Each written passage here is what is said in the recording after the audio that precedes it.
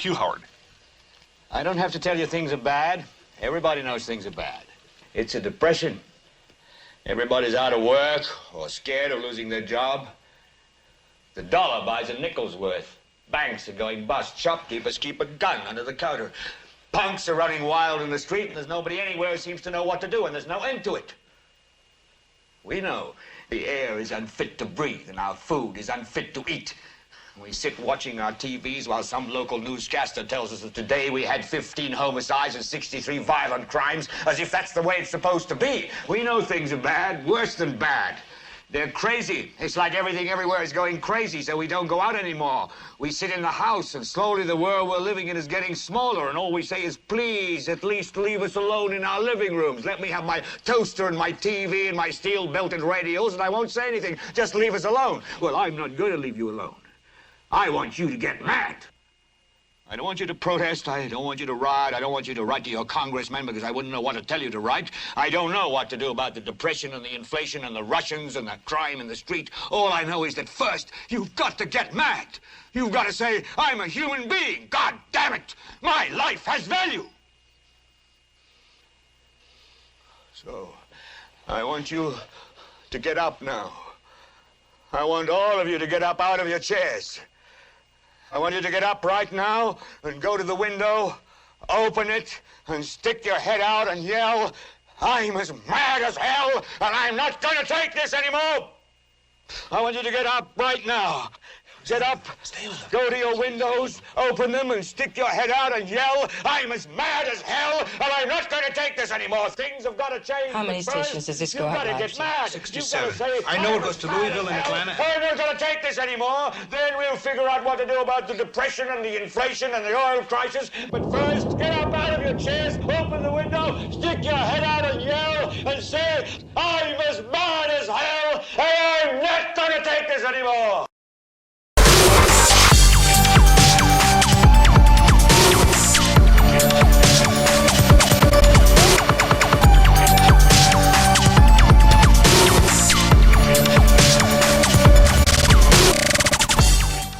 I'm as mad as hell, and I'm not gonna take this anymore!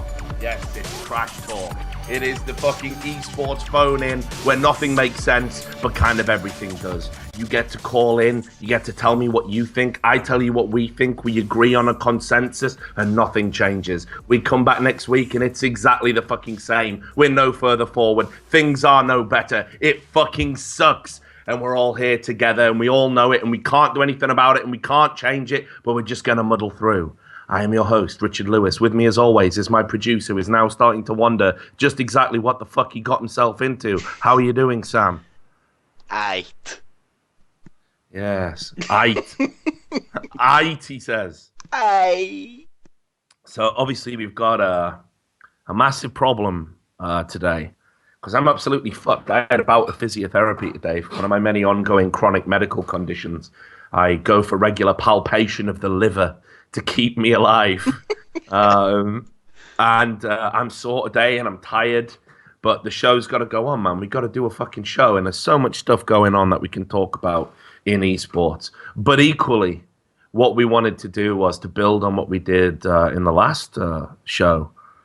We wanted to find the truest expression of rage and anger that we could possibly find on Fiverr.com. This is now how we just spend our time. Me and Sam, we go, hey, have you seen this freak on Fiverr?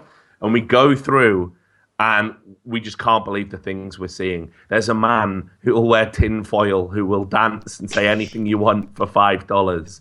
There are people who will just staple things to their heads. There are people who will shit in their own hands and clap. It's amazing. All for $5. All right? Now, we wanted to open up these people to a wider audience to help them. So one of the guys that we got, we're going to call him Spam Margera. And we basically said to him, do you play League of Legends? He said, yeah. I said, have you seen the front page of the League of Legends subreddit lately? He said, yeah. I said, have you followed Ghostcrawler's Ask FM? He said, yeah. I said, have you tried interacting on Twitter with any of the Riot staff? He said, yeah. I said, okay, I want you to express how it all makes you feel. We'll pay you, but just give us an expression of that rage. And he sent us the following video. Fuck Riot Games.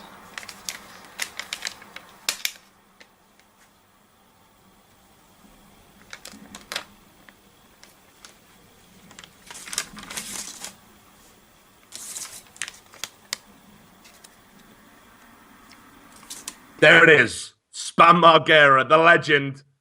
$5 well spent, everybody. You too can get a kid to staple things to his head for $5. That is like a Twitch subscription right there. Look at this guy. What a fucking legend. Anyway, we should have probably put a trigger warning for that. But how edgy is that kid, by the way, Sam? I know, he's like the jackass crew that never made it. Just like, I'll hurt myself too. Please. Steve-O, please. Please. Can I join in, Steve-O? Can I be one of you now? I'll also eat shit, please. So we went through all of Fiverr, like literally that we spent all day yesterday going through to find some like funny. Yeah, our life's a mess, like 100%. Yeah, it's pretty bad. I'm not gonna lie, we're in dark territory. But we found. Can you bring up Psychic Blondie, please? If you can bring her up on screen and let me know when she's on screen. I don't know if I could. Yeah, you can. Look at this offhand bullshit. I'm pretty sure you can, mate. Got this. Alright, we'll talk about it anyway. I'll see what I can do. All right. Well, I gave you the link to it. Do you want me to find it? Like 3 days ago, mate. Yeah. Different Okay. Skype. Here you go. Let me. Oh, fuck it anyway. So yeah, you'll find it, mate. You'll find it. She's called Blondie. Look, I found it straight away. She calls herself an extremely powerful psychic. There you go.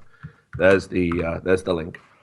So anyway, what we wanted to do, we thought, how can we combine psychics and esports? That was the remit. So we thought the best thing to do would be to get them to predict the outcome of the CSGO major.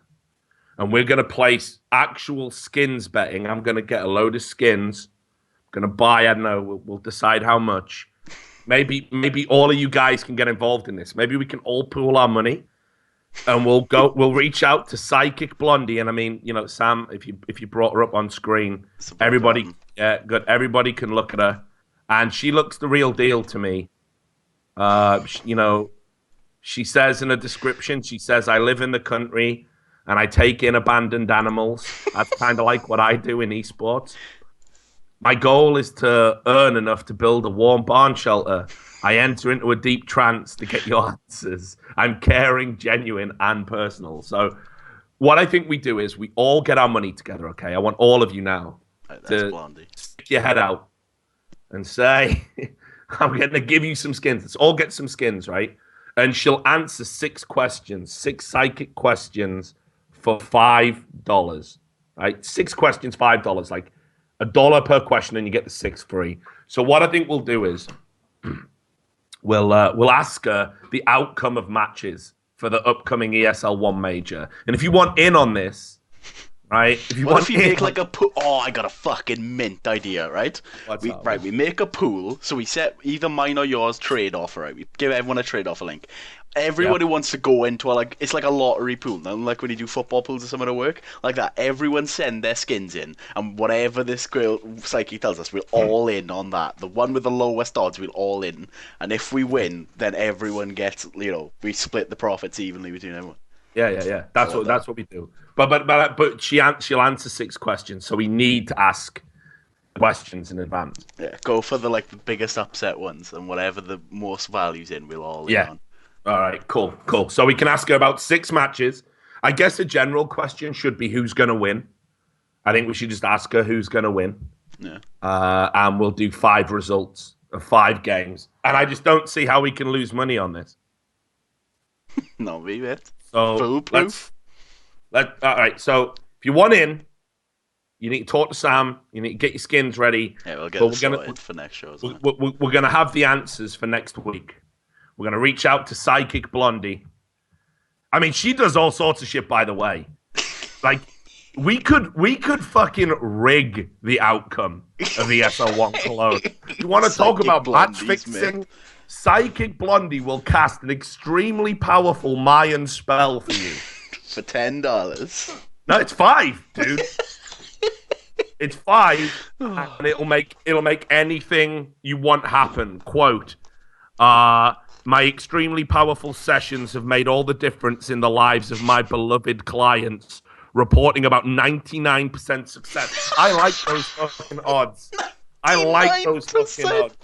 Right? So look, right, while ESL are trying to drugs test everyone and they're trying to stop cheating, yeah, who's prepared to stop psychics in esports? Who's prepared Who's gonna to stop the Mayan magic? Exactly. Where's the protection, ESL? Up your fucking game. This can go in esports nightmares, mate. Where's your fucking psychic protection? There's Mayan spells fucking everywhere. So look, guys, ESL are not going to see this shit coming. It's going to come so far out of left field, right, that we're going to rig. Fuck it. This is what we do. We'll make. So first, we'll make her cast the spell. On this show, we all need to decide tonight who we want to win the major. Pick a team, right? And then we get her to fix it. Go for lowest odds using her Mayan magic. I don't know, mate. You'll have to pick like some of the. What's the worst team? Immunity, E-Battle. maybe? E-Battle. E-Battle. You think E-Battle is worse than Immunity? Yeah. I wouldn't say so. Whatever. Well, no, actually, maybe not. All right, then, fuck it. Do you want to do Immunity? Do you want to do Immunity? I don't know. Mate, if we got to fix it, you got to go balls deep now. I want to get that big 10 grand profit, homie. Right, fine. I buy power level profits. So what we do is we get her to fix that Immunity's going to win with the Mayan spell, right? Okay. And then we just keep betting on Immunity. Mate, imagine if we actually do win. Like, hey, yeah. What are you talking about? She's got a 99%. Look, again, look at the shit she can do. This is incredible stuff. Do you want to find your true soulmate? Want an ex-lover back? Need more money? Want to lose weight? I mean, I want all of these things, actually. So I see me and Blondie having a very good relationship. Do you have a serious problem that needs fixing? Do you have a CSGO match that needs fixing? This spell brings loads of positive energies to attract success and will help to quickly and dramatically change your inventory. Choose extras. Oh, so you can even get this. It says if you choose extras, she will astrally visit the mind of someone and plant thoughts in their head. So maybe we just go into Olafmeister's brain. Play shit. Yeah. Cut off your own fingers. Don't tell Fnatic about this. But I think what we need to do is perhaps we should actually, as an insurance plan, we should get her to astrally project herself into the brains of all these top players, the ones that Immunity are going to play. I'm going against the Immunity now. All right, we should go NIP, mate. We got to make it the true fairy tale, don't we? But so if NIP win and Thorin has to shave his head, exactly, and he has to do an NIP shirt on as well. So basically, just fuck over Thorin as well as make mad skins.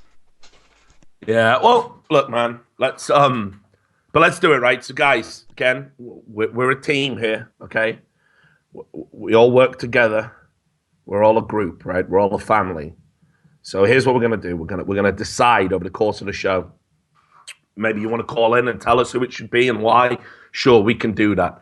But I think, this is a once in a lifetime opportunity. Really, how often do you meet somebody as competent as Psychic Blondie? Like, she has a 5-star rating and 12,964 sales. Yeah, that's real shit right there. That's real power. What now, doubters? So, while we all think about how we're going to play this, here's the thing. So, last week, we said we were going to set up a Patreon. Basically, I want to get as far away from esports reporting as is humanly possible. It's just sapping my fucking will to live. Sam, it really is. It really is. Did you see today? Yeah, Did you see today? Yeah, so glad I bothered to type things up. You know what I mean?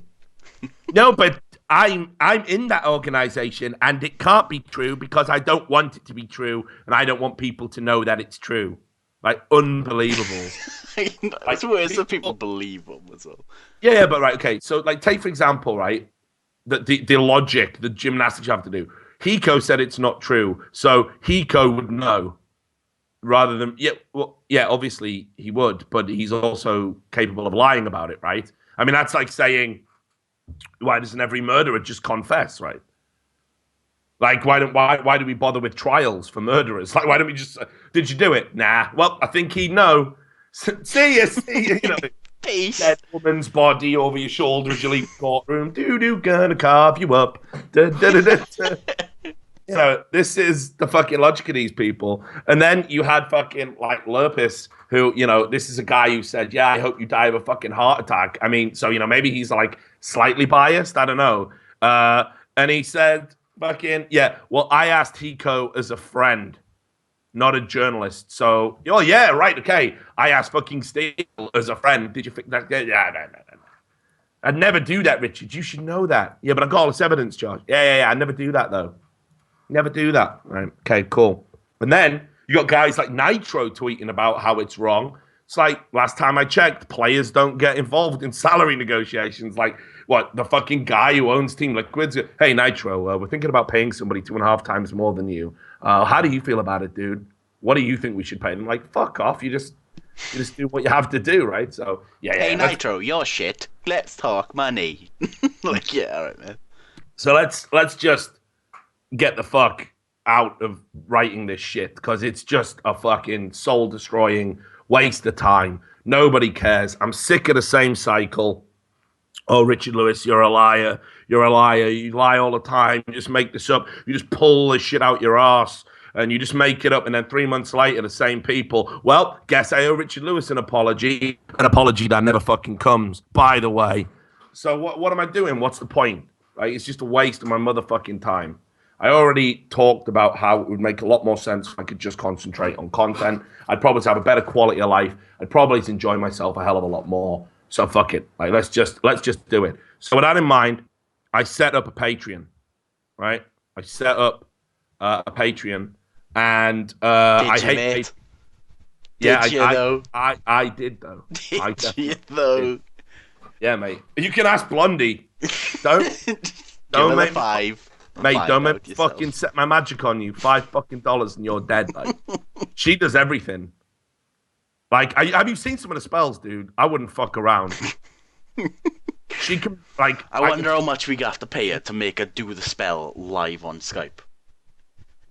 Mate, that would blow some fucking minds, mate. That's awesome. So anyway, the Patreon, or Patreon, I never know how to pronounce the damn thing. Sam, if you want to bring it up. Whatever. The link's there. If you're interested, go forth and fucking multiply. If not, then whatever, dude. Like, you know, I'm not going to lose any sleep over it. This is something to try. Basically, I said I want you guys to be my boss, not any of the other shit. I'm bored of it. I'm just fucking done. It's a waste of time. The collective IQ in esports is getting worse. People are getting more fucking stupid, not smarter. I can't cope with it anymore. It's going to give me a fucking brain tumor. I just want out. Like, I just enough's enough, you know? So, fuck it. Like, especially as I'm the only dude. Like, after publishing that fucking Hiko thing as well, a bunch of people like, oh, yeah, you know, privately. Yeah, great sources, man. Brilliant. Say something publicly? Nah, don't rock the boat, man. Yeah, well, fuck you, man. Fuck you, man. You know what I mean? So, yeah. Anyway, the link to the Patreon should be there. Sam is going to bombard you with it. And now let's get into the fucking show. We've had enough fun. But still keep thinking about Psychic Blondie. Pick your team, right? I'm going to be watching what people say. We might even do a straw poll. Sam's good at those things. But here's the fucking esports rundown. This is everything that has been happening in esports since we last conversed. Now, how far back should I go? Yeah, not too far. I mean, it hasn't been super fucking mega interesting, but I guess CLG finally fucking appoint a new CEO. It's Mylixia, the dude from Dignitas, the team owner, Hotshot GG, after a fucking just run of horrendously shit decisions and just constant fuck ups, finally decides, hey, maybe I should just own a team and not try and run a team. So they bring in Mylixia from Dignitas. Kind of fucking ironic. It's like CLG only want to hire people from Dignitas. It's like they don't even. Oh, did he work for Dignitas? Yeah, okay, cool. Let's get him. Well, he didn't. Now, fuck that. He got to work for Dignitas to come and work at CLG. So what does that mean? I don't know. I think this is quite possibly one of the fucking best decisions Hotshot's made in his entire career, personally. But maybe you feel differently. Maybe you feel nothing will change. Maybe you feel that desire to continue to tinker and run the organization, kind of like fucking Roman Abramovich, at Chelsea. Maybe he'll still get involved and still fuck things up. Let us know what you think about that one.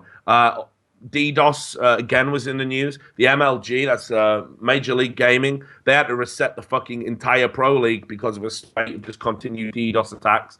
So they had to, literally just fucking start over.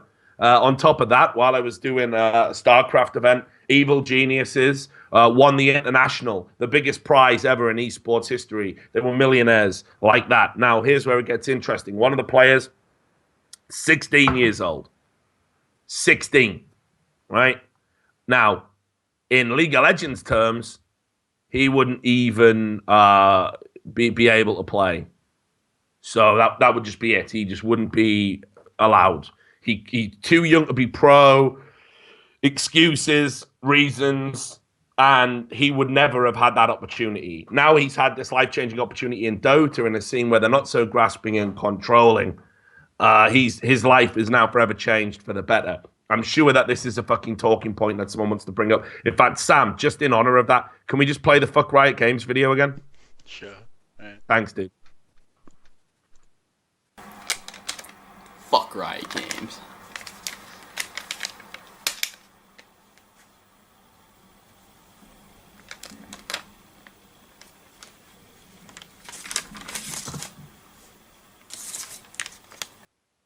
Awesome. Right. So I think that's going to become a recurring fucking thing on the show. Like, whenever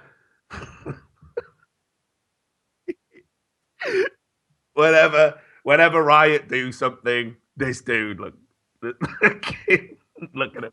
He's off his head. Yeah. Hey. Quick, Sam, get the yacht ready. These suckers are buying it. See ya. Wait, also, I want to make a documentary. It's called Sons of Trash Talk. Me and Sam are off to Vegas. We'll see you later. Yeah, suckers, you fucking idiots. Anyway, what else has been going on? We of course had Hiko being linked quite strongly with Team Liquid. He was involved in tryouts. It got reported that he was in tryouts, and the organization came out and said, we're trying out multiple possibilities and blah, blah, blah. And nothing has been decided yet. And then, of course, today, sources close to the player and the organization came forward and said that literally the only thing that's the problem is that Hiko's asking for a much bigger salary than any of the players on the team. So before they commit to giving him that salary, they need to make sure that it works. And just to be absolutely clear, I don't even... Well, yeah, obviously that's it's a big lie. But just to be clear, if anyone thinks that I have a problem with Hiko asking for a bigger salary than everyone else, I don't. I've said all along, players shouldn't be paid the same in teams unless they're of all equal skill. Some brands are bigger than other brands. Some players are better than other players. If you ran fucking any other sport like this sort of weird fucking socialist utopia, it would fucking suck. It wouldn't work. Right? It just wouldn't. Saying your sources are blondie. That's fucking it. shit. She has 99% accuracy, you fucking fool. She got yeah, exactly. 99% accuracy. I said to her, did Dazed and Steel throw that game? She said, not only did they throw that game, they made me cast a Mayan spell that no one would find out. And I said, but my psychic powers are more powerful than you, Blondie. I'm Baldy. She went, no, not Baldy. No, the power. And I showed her my fucking page. And I said, look, you've got 99% accuracy. I got 99.9. My fucking psychic game, your psychic game. And then we had mad passionate sex there on the dusty floor of a barn, and a child was conceived. A horrible demon child, and it slithered. It was born instantly and just slithered out of her, all mangled and deformed and horrible. And it said, I'm going to pursue a career in acting and show all of you. And that child was Shia LaBeouf. So, crawling out the womb, Shia LaBeouf. So anyway, just do it. So anyway, other news, Copenhagen Wolves, they got fined $3,000 for having invalid player contracts. I mean, again, whoopsie, like you're not doing what you're supposed to be doing. You completely fucked everything up. And, you know, you put your players in a horrible position where they could have had the fucking rug pulled out from them at any time. $3,000. That's all you're getting fined. Never mind that there was so much other fucked up shit going on that the fucking players even went to fucking Riot Games and asked about the potential of having a spot given over to them because it was so fucking bad, all the shit they were going through. But yeah, $3,000. Whoopsie. Sam, play fuck Riot Games with me.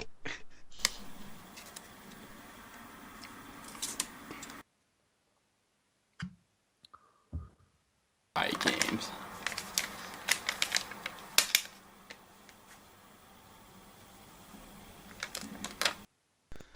Right, thank you for that, Sam. Thanks. I think it's important we remember the fucking mad fucked up that video as well. Like. No, yeah, you really did. You fucked that up so bad. God, I'm watching it back. It's so bad. Anyway, I think we all need to just remember the important Apparently, things. we get banned for that as well. But fuck. Yeah, whatever. We said we knew getting banned from Twitch was inevitable if we did the show we wanted to do. We knew that was going to happen. I've got options, baby. The Great Escape.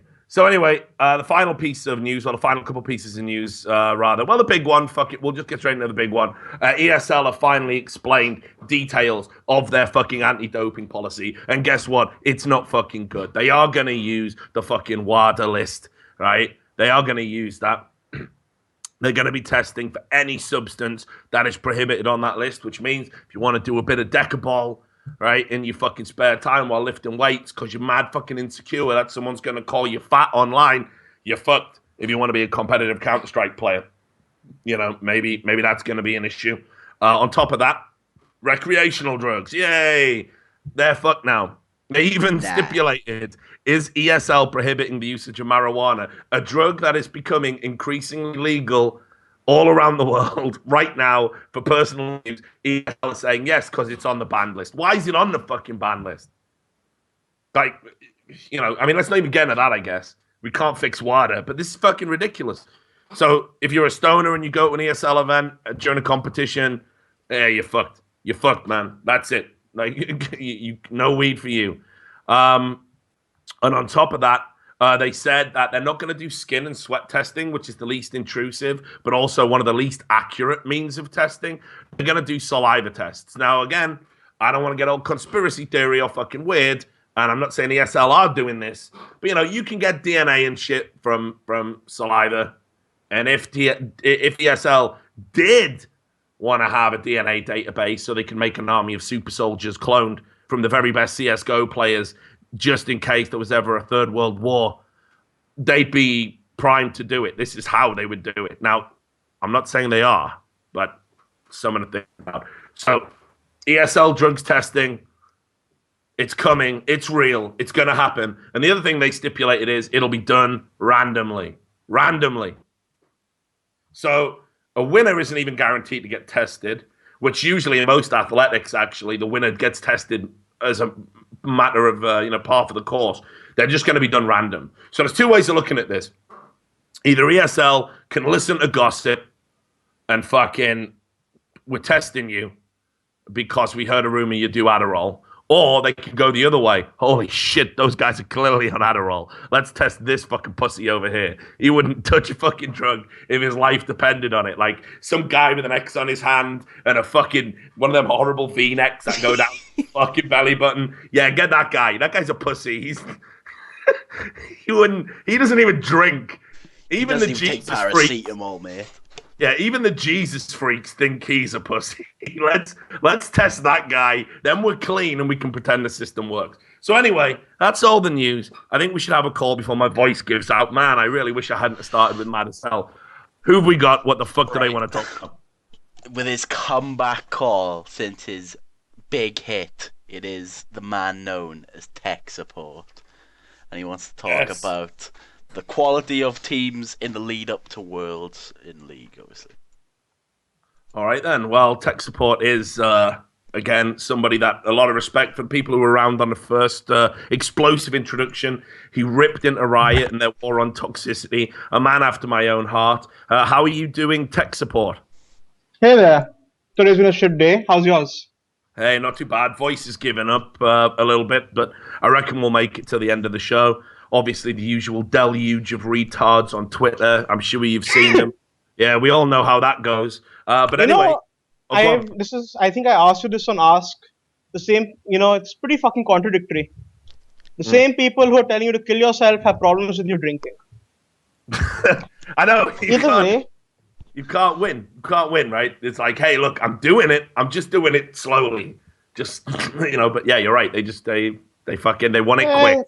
Kids today, they got no patience. Let's see. It's been a shit few weeks. We started with, let's see, you might have a better memory than me. There was the Challenger Series DDoS. There's been the Sandbox and replays.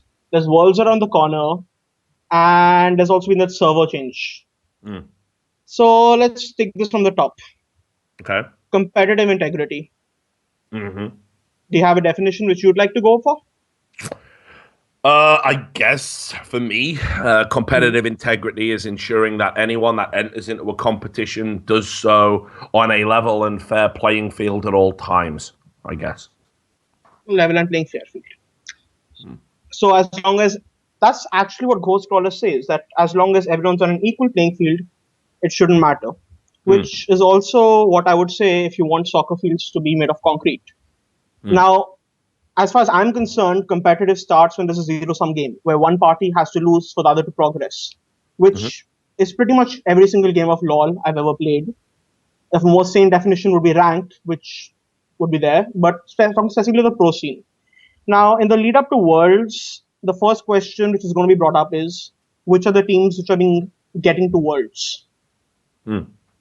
And I'm not sure this has been discussed here, but there have been two bans which were pretty retarded in the LMS region. Yep. Them being that of Type Assassin's Choi and HKE's Raison. Okay. Can you give us a brief summary of those bans and what they were for? Now, I don't follow Garena or anything related to them, but from what I've understood, now Raison's banned 1 year ago or something in Korea. He goes after he's allowed to play, and then just before regionals and playoffs, he gets banned. And then even after playoffs, Choi gets banned. Now, the interesting thing is, Raison's already been banned. He's being punished a second time for what's been banned. Right. Choi is banned 1 year ago. And if you look at the evidence, which he mentions on his Facebook also, the way they caught him, caught in quotes, is because someone ratted him out. Right. Now, I'll get back to this later, but now at the same time, simultaneously, this is all yellow boosting. There's a case in NA of Zhao Wei Zhao, who's been suspended for yellow boosting and has apparently vanished. Yeah. The first concern, which I don't know if anyone's voiced, is Riot have not completed an official investigation of Zhao Wei Zhao, have they? Because from what I've understood, he's been suspended without a proper investigation pending, and he's not allowed to participate. I mean, dude, this guy got fucked harder than anyone I've ever seen in the history of League of Legends. Because 1 minute this guy is like, one of the top people in his position in the region. He's loved, revered, got lots of fans. Everyone thinks he's great. He's highlighted almost every broadcast he plays in. And then the next minute, this shit about ELO boosting comes to light, which, lest we forget, the money was going to his manager's email, his manager's PayPal. And he was duo queued with Rush. Yeah, and he was duo queued with Rush, exactly, who apparently knew nothing about it. The manager came out and said, we absolutely don't tolerate this shit, even though everything pointed to it being an ELO boosting ring, the high amounts of money that were being bandied around, the fact that they were dual queuing, the fact the manager's email was being used. These are fucking indicators. And yet this guy got kicked out the house, deported. Deported? See ya. Yes, fucking see ya. Like, deported as in officially deported or just told fuck you? Well, because I think how it works is because he wasn't competing in the league anymore, I don't think his paperwork is necessarily in order. But yeah, he went back home from whence he came. This is where it gets really pissing me off, because this is not the first time people have been boosting. If some kid wants to make some money on the side because Riot ain't paying them while they're busy tackling expected fake or some bullshit, the point remains that you're lowering the quality of the competition. I've mentioned LMS. Look at NA, we've lost Impulse, which is huge, because Impulse were actually a team, I would say, were in extremely solid contention to make Worlds. You look at EU, you have Forgiven banned for fucking toxicity, that fucking retarded, that fucking retarded word, just before playoffs. And again, in the Forgiven case, someone ratted him out. It's not the tribunal, which Light likes to take up his fucking ass every time. It's some guy literally sending Riot screenshots. They haven't even revealed to the bloody public. Yep, absolutely right as well, by the way. Okay, so you have EU doing that. You have that in NA. You have that in LMS. You've got 4 people taken care of. 1 for toxicity. 1 for boosting 1 year ago. 1 for boosting because his dad's in shit. 1 for boosting because he wants to build Margera and style on NA mids while being a shit tier player. And then you have, from what I understand, Quaz, who's in TL, who apparently made money coaching people in Latin America. What the fuck? Wasn't Quaz involved in boosting? Yeah, probably. I mean, I'm trying to remember all the American players that got caught in that boosting ring when it happened. There was a bunch of them. I know Meteos was there. I know Afro was there. Oh, by the way, talking of Afro and Double F were also involved in that Korean bullshit with Seraph and all that shit. Yeah. So you've got 2 teams in LMS, 2 in NA, 1 in EU, in some mess right before playoffs. One of them is apparently going off scot-free. And then the whole selection process. You got 1 seed based on your point system, which has been the most consistent teams. 2 seeds in NA, EU, China, and Korea are based on playoffs or regionals, which aren't going to be on the same patch as Worlds. So the teams that are good just now might be shit tier later, which kind of defeats the whole purpose of it. Well, yeah. But you know, this isn't the first time we've seen stuff like this. I mean, first of all, to the point on Forgiven, you know, like, okay, you know this, and I know this, and I think people are slowly starting to wake up to this. So, point 1, this isn't some amazing machine learning system that has detected Forgiven. These numbers that I'll tell you this much. It might even have been a female player. I don't even know, because someone was bragging about getting Forgiven banned. Ah, yes, I understood. I remember saying they don't want people being discriminated or singled out. Well, 1, if you suck, you deserve to be singled out. You're a feeder. 2, and this is really getting to me. You know how you mentioned people come to you not because they care about the scene, but because they want to fuck over someone else? Yeah. Well, congrats. Riot hates you because you're competition. Yeah. Like, you see the stuff which this reform player I Will Dominate is doing. He is literally leveraging the community to attack someone he doesn't like. Yeah. If you've been following him on Twitter, this consensual clown bullshit, it's, I actually believe this game is more toxic because of the concept of reporting. Because you can actually fuck over someone else and it's being stuck with them for life. Yeah. Either way. I agree with you. I agree with you. And the other thing, just to make my second point, and then it's all you again, brother.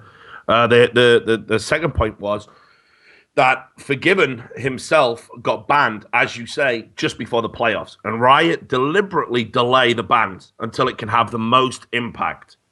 Like, if he was reported in so many games to be in that top 2% of toxic individuals in the region. It doesn't make sense. It must have been flagged immediately, right? Like, apparently they've said in the past they pay special attention to when pros get reported and it gets flagged, and they look in and go through their history. Yet it's really strange because whenever they ban them, it's always like, 2 days before playoffs, or like with Team Solo Mebdi when they're at the fucking airport about to fly out to a tournament, and you're banned, dudes. Yeah, but we're at the airport, Riot. You can't. Surely you can't. Yeah, we can. We're Riot. We'll do what the fuck we want. This is a lesson. We will be this petty and spiteful and malicious just to fucking as for Riot doing what they want, people mention the Garena League is out of Riot's control. When that whole freaking homophobic shit popped up, which was negative PR, Riot were on that issue in 2 hours. In 2 hours, they were tweeting out about how they were going to call Garena and ensure that players do not feel discriminated against. There was an issue of some special LGBT league or some shit like that, which was coming up. Yeah. And now when 2 players are banned just before Worlds, it's apparently a different region altogether. And I don't understand this concept because I think CJ have a player who was in fact caught to a certain level yellow boosting, and they might actually still make Worlds. I hope they don't, but whatever. And then you just go to the game itself. I'm just looking at this tournament that's lining up bit by bit at every stage, and I'm just disappointed. You see, there's a new HUD. They're going to get views on Worlds. People are going to try the game. They push a new heads-up display. And this is a heads-up display they changed randomly.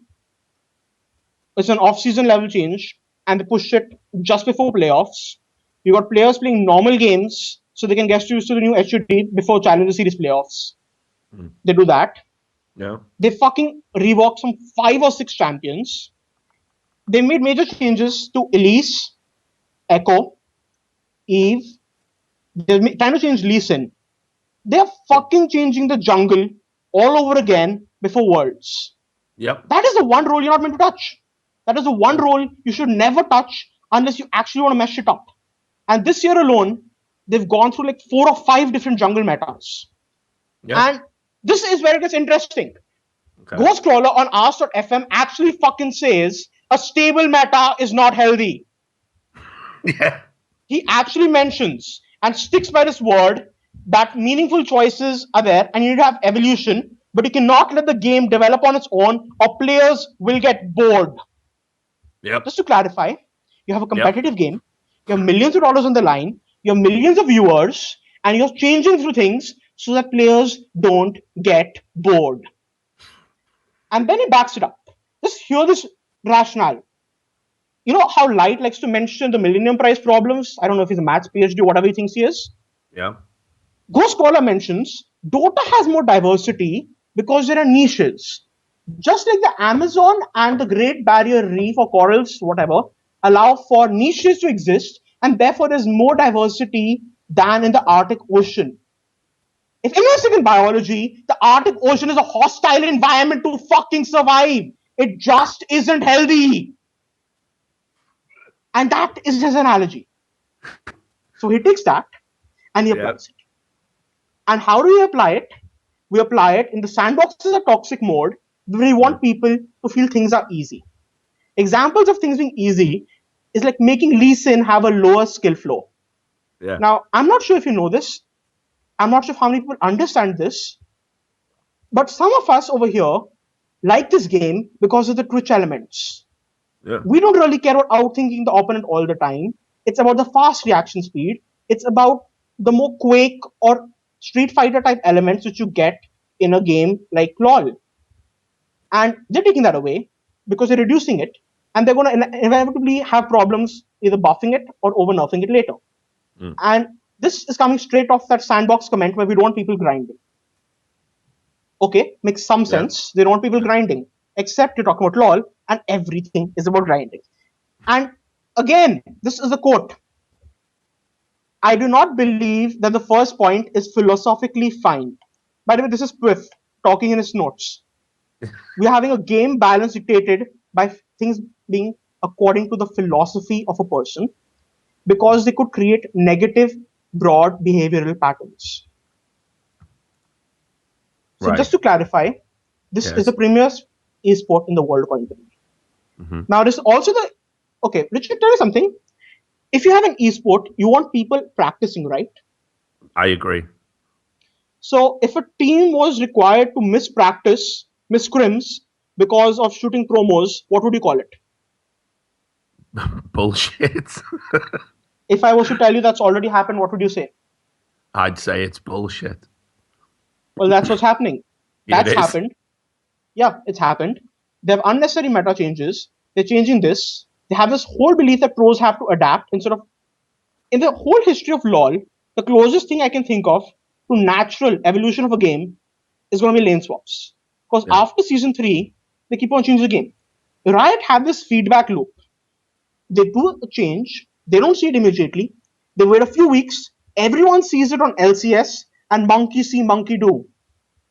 Shoot back all the way to early season 4. Teemo was everyone's most hated champion when after they removed Oracles. Mm. First game, NALCS, C9 versus TSM, Teemo was played. Mm-hmm. Patch down the line, Teemo nerfed. And what's going to happen is they're going to make these changes. They're not going to see it in competitive. They're not going to know what to do. And they're going to just mess shit up.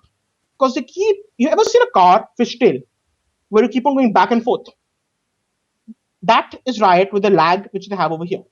Yeah. And now, this is the best part. They believe actual diversity is cycling through metas.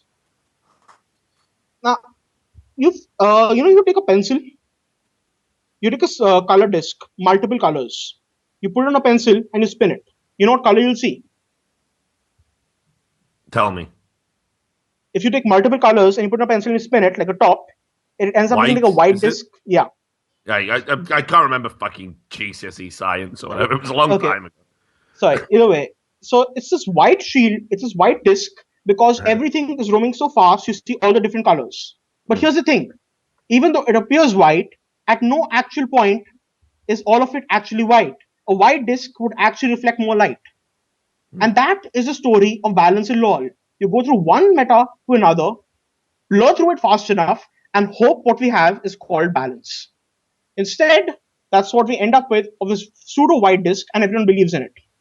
The problem is this: you don't have analysts improving your game. You have a bunch of people in Riot deciding this is what we want to see. This champion hasn't been cycled. We're going to change it. I mean, there's a mobility creep, right? Yeah. The first, can you imagine a champion who has to stop moving to gain powers? That would be an interesting design, wouldn't it? It would be. Would you? And that was the design. It was Xerath. Old Xerath, you'd stand in one place to attack. Riot removed it because it was a negative experience or some shit. Yeah, I remember them talking about this. Like, oh, fuck, there was that famous quote, wasn't there? Like, where they said, oh, have you seen Bloodseeker's ultimate in Dota? Which, it kills you, it drains HP if you move and try and run away. If you stand still, it doesn't do anything. And they were going, you can't explain that to a player. It's not fun. It's anti-fun, I think was the quote. Issue with Xerath was he had some 80% spell pen or something with his build. But what happens is they just kill the diversity. You had an option of a champion with strong points and weak points, and they removed it. And now, okay, this is really what irks me. I sometimes feel like no one in Riot sits down with a pencil and pen and just looks at the numbers of some of the things. For the half the season, we've had something called Cinder Hulk. I sat down and I just looked at the numbers on Cinder Hulk, the red Cinder Hulk, which was the ultimate duelist item for some champions. Red Cinder Hulk was increasing your tankiness, your overall stats by 40%. A 40% multiplier on all your tank stats. Now they've released an item which gives some 50% bonus DPS to AD carries. And the second teams figure it out, it's going to be played like a hell lot. And that's just the game itself. I'm not talking about this, not even the shit like champions being changed just before all the fucking playoffs happened. Poor Wicked. One game he gets DDoS, one game is against a fucking Gangplank he's never played against.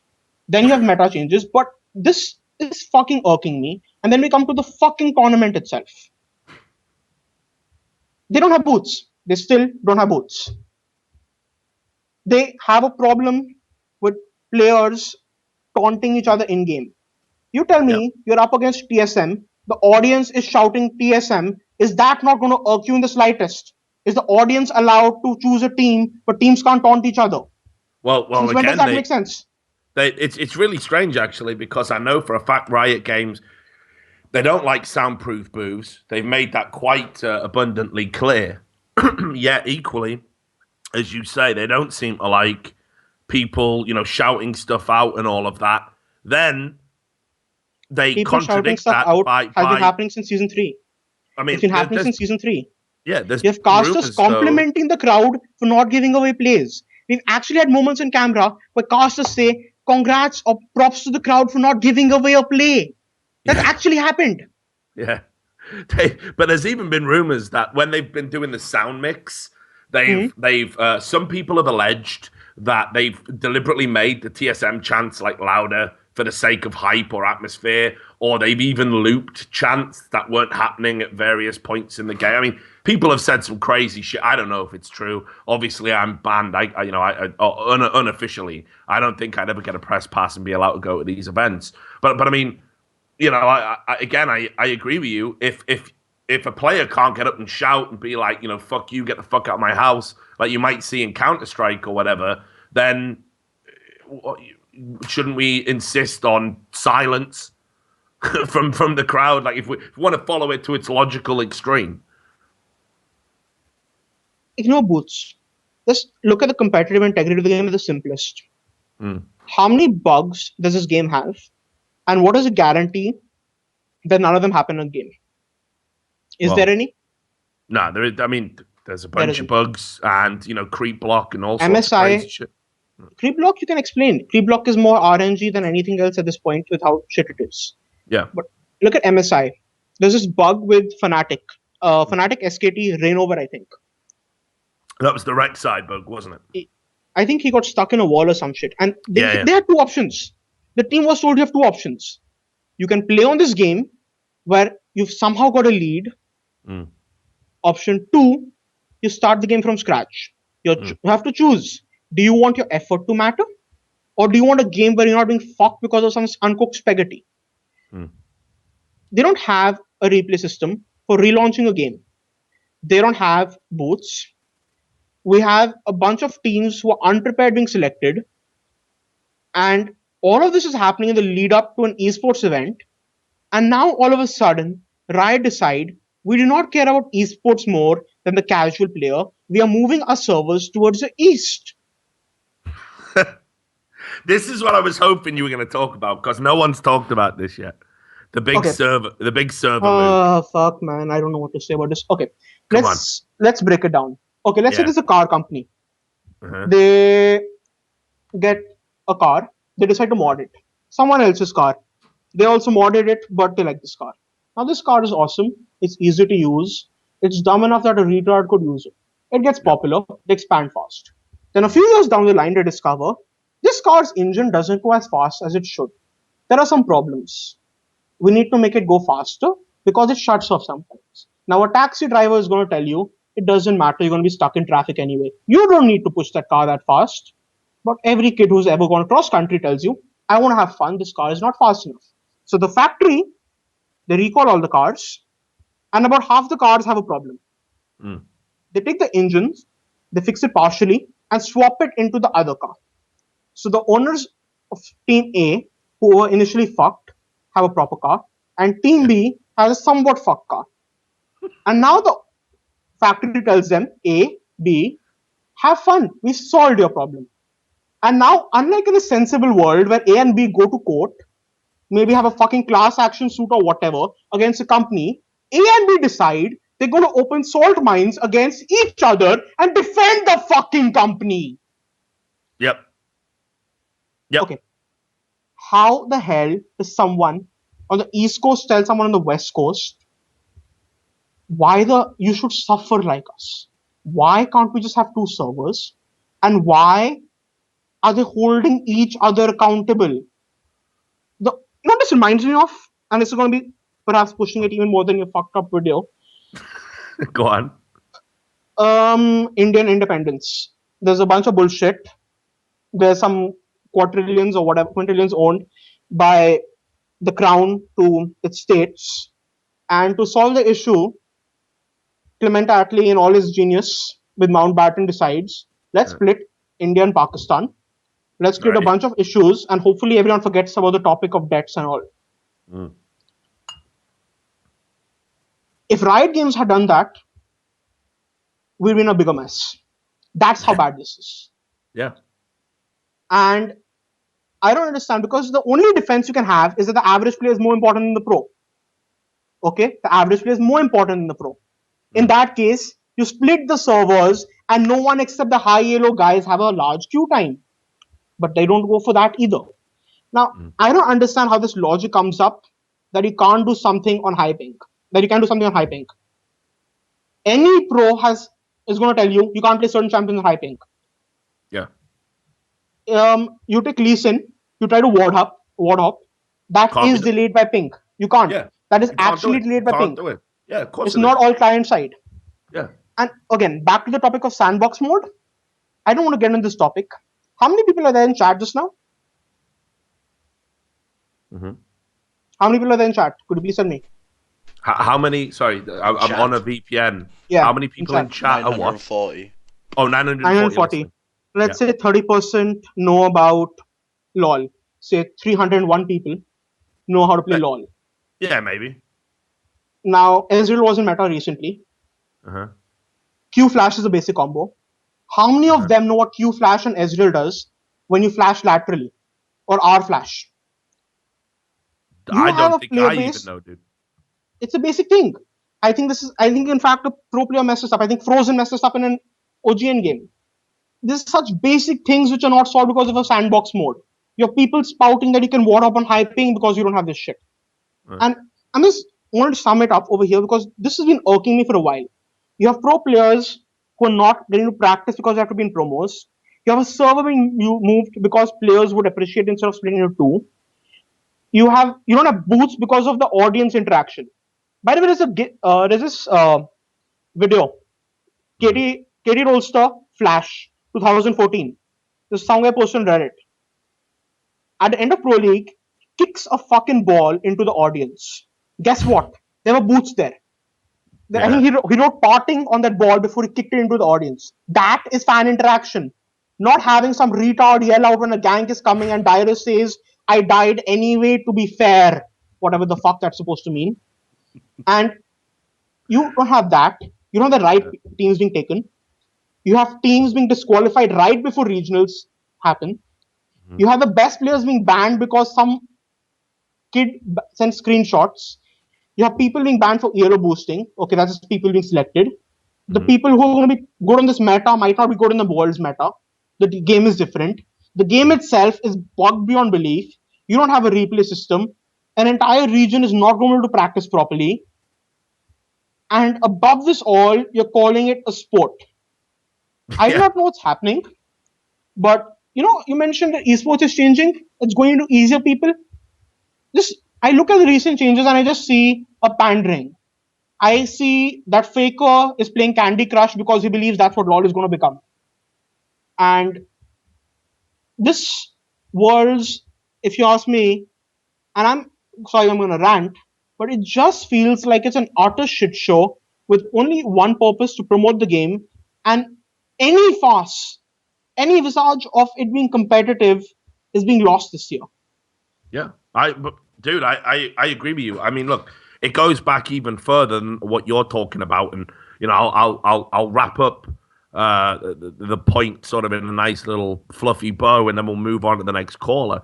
But like what happened when Gambit had to go to Wembley, and Riot themselves had booked Wembley so late they couldn't tell Gambit in time to get visas.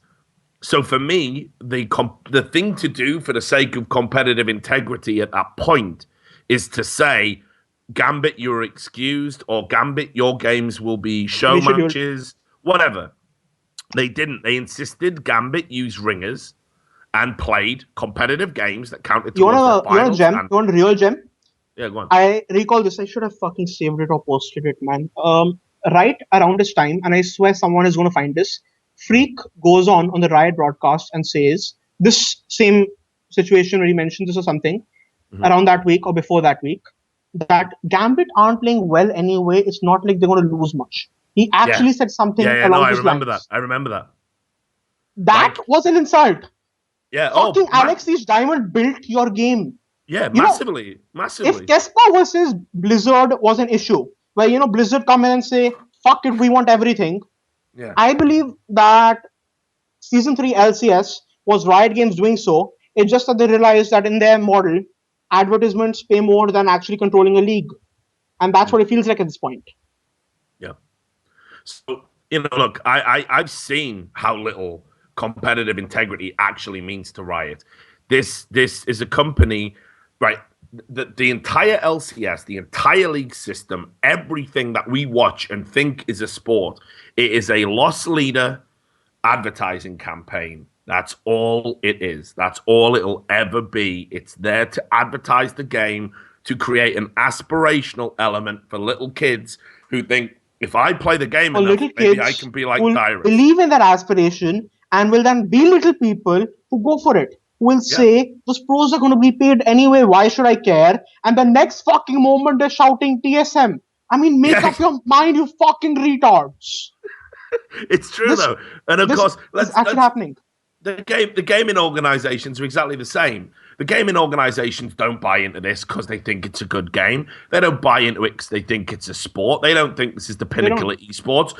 But one fucking team owner has ever said to me, "Man, League of Legends, it's not going to get any better than that in esports." We all have a secret laugh about it, actually. But the reality is they know they get a fuck ton of exposures by entering a team into that. And that's why it's super important to have a League of Legends team. And on top of that, it's even more important to have a League of Legends team if you're a small organization, which is why the Challenger Series is a fucking sewer and everyone gets backstabbed to fuck. Do you know why? Because if you have a team in LCS, Riot give you the money up front. It's guaranteed. It's a stipend. You can do with it whatever you want and not have to worry. And that's money in the bank for you. So actually, a lot of the time, Riot's money is propping up organizations doing other fucking shit. Before Season 5, my main attraction was not Riot Games. It was not the LCS. It was fucking OGN. It was Champions. And that's gone. Yeah. Champions is... You don't have sister teams. Without sister teams, you won't have SKTK. The most dominant team to have ever existed would not exist if it wasn't for the sister team system. And they just removed that. It's just an utter shit show.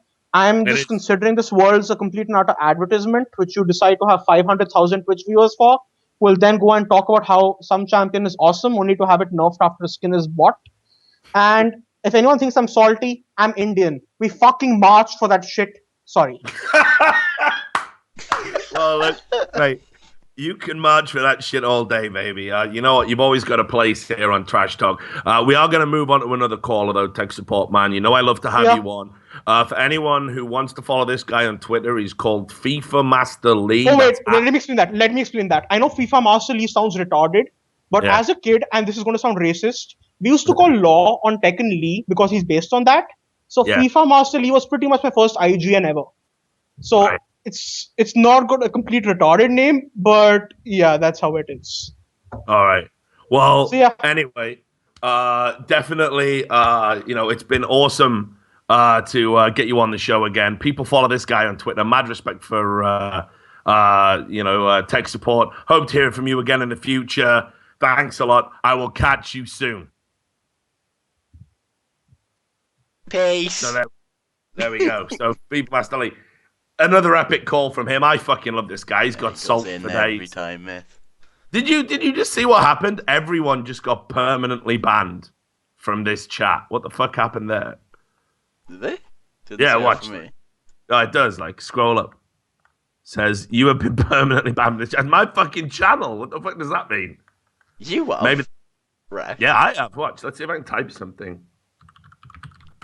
Yeah, it works. It literally says, like, you have been permanently banned from the chat. I reckon someone tried to ban the channel. Oh, yeah, you've on a Twitch ban. Yeah, that's what I reckon's happened. The staple to the brain was too much, but just couldn't take it anymore. Well, look, I tell you what. In honor of that, then, and it was a fuck Riot call. Let's play the video again. Fuck Riot Games.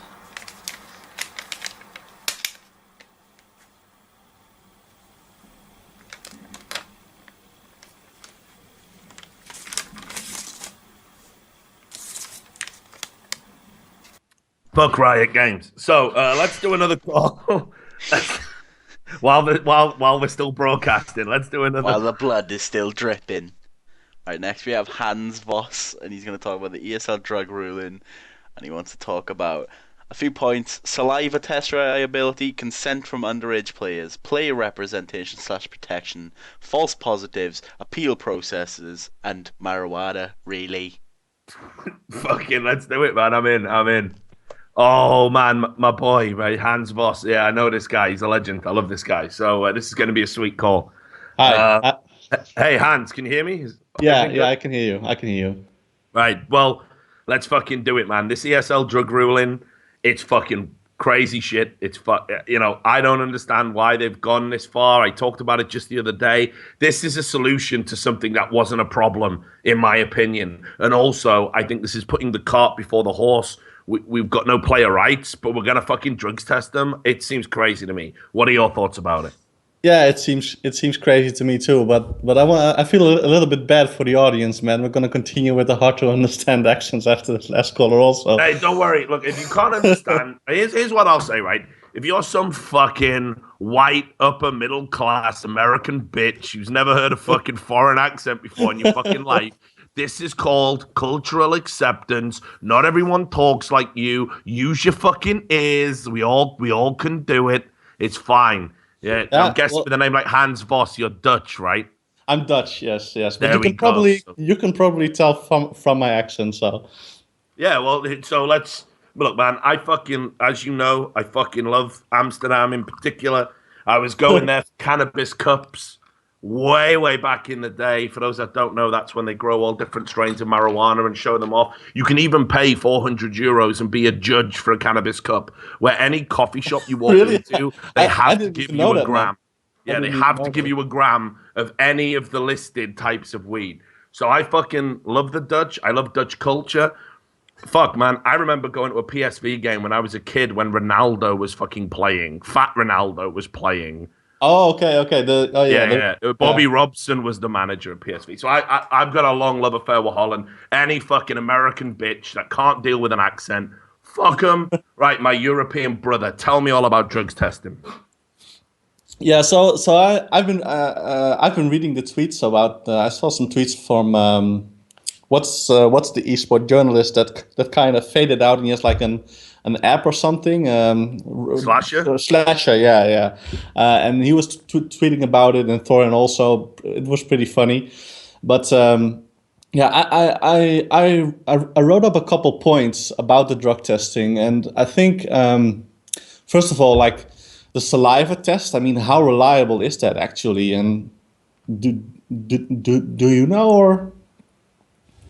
Let me check, man. I'm gonna Google it. That's all I'm gonna do. Okay, I have no special insight. I have no. It just seems to me that might not be like a really like reliable way of testing.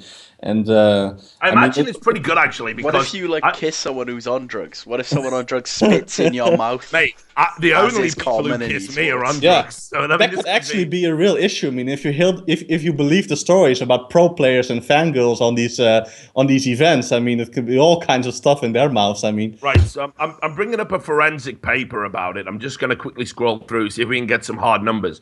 But I would imagine, Hans, that it's got to be accurate. I've been arrested a bunch of times. And okay. No, that's true, dude. So when I got arrested, to take your DNA and put you on the DNA register. I mean, it was like something out of Planet of the Apes. Actually, they stripped me naked. They take photos of all your tattoos, all your scars, and they take your fucking DNA. This is what happens if you get arrested for anything serious. Yeah, and it stays on record for like, I don't know, fucking 7 years. They're meant to dispose of it. Obviously, in this country, they fucking don't. But so I imagine if it's good enough to get DNA and put it on record, it's got to be pretty fucking accurate. So let me just have a look. There's some numbers here. This is this entire paper is about saliva tests versus urine tests. It has a faster turnaround. It gives you deeper insight into drug levels. Apparently, that's a benefit to it. Okay. Greater integrity of results. So apparently, oral fluid samples are more accurate than gas chromatography, mass spectrometry. I can't even fucking speak. And and better than forensic fluids laboratories apparently. So hang on. I'm guessing what they're saying is it's more accurate than a piss test. But the thing it is, says here urine tests are incredibly easy to cheat, beat, or otherwise falsify. Such technique involve adulterants that interfere with the test results. And to be fair, I remember you can get these supplements you drink and it gives you clear piss within 4 hours or something. But you cannot beat or cheat a saliva drugs test. That's what it said. So how would they do the urine test then? Would like Carmack stand with you in a booth and look at while you're peeing into a cup or something? Yeah, this is the thing, Hans. They would, if you did a urine test, they'd have to watch you. Yeah, you've got to be watched when you give a piss test. Imagine all the gossip behind the scenes about the players' penises, man. Holy shit! I wouldn't put it past ESL to be taking photos of that shit, like for purposes later. But anyway, so back to the point. Apparently, the saliva test is the go-to test. It's less, it's way more accurate and less subject to being tainted than a skin or a sweat test. You can get the results pretty quickly, and it can't be treated like a piss test. Yeah, but also thought about the hair test was supposed to be like contained from a longer history. Like if you've done like drugs like weeks prior, it will show up in your hair or something. I don't know. Yeah, it does. It does. I mean, again, my girlfriend works in social work, and they have to do drugs tests to see if people are suitable to have access to their kids. Yeah, and they do hair tests. Yeah.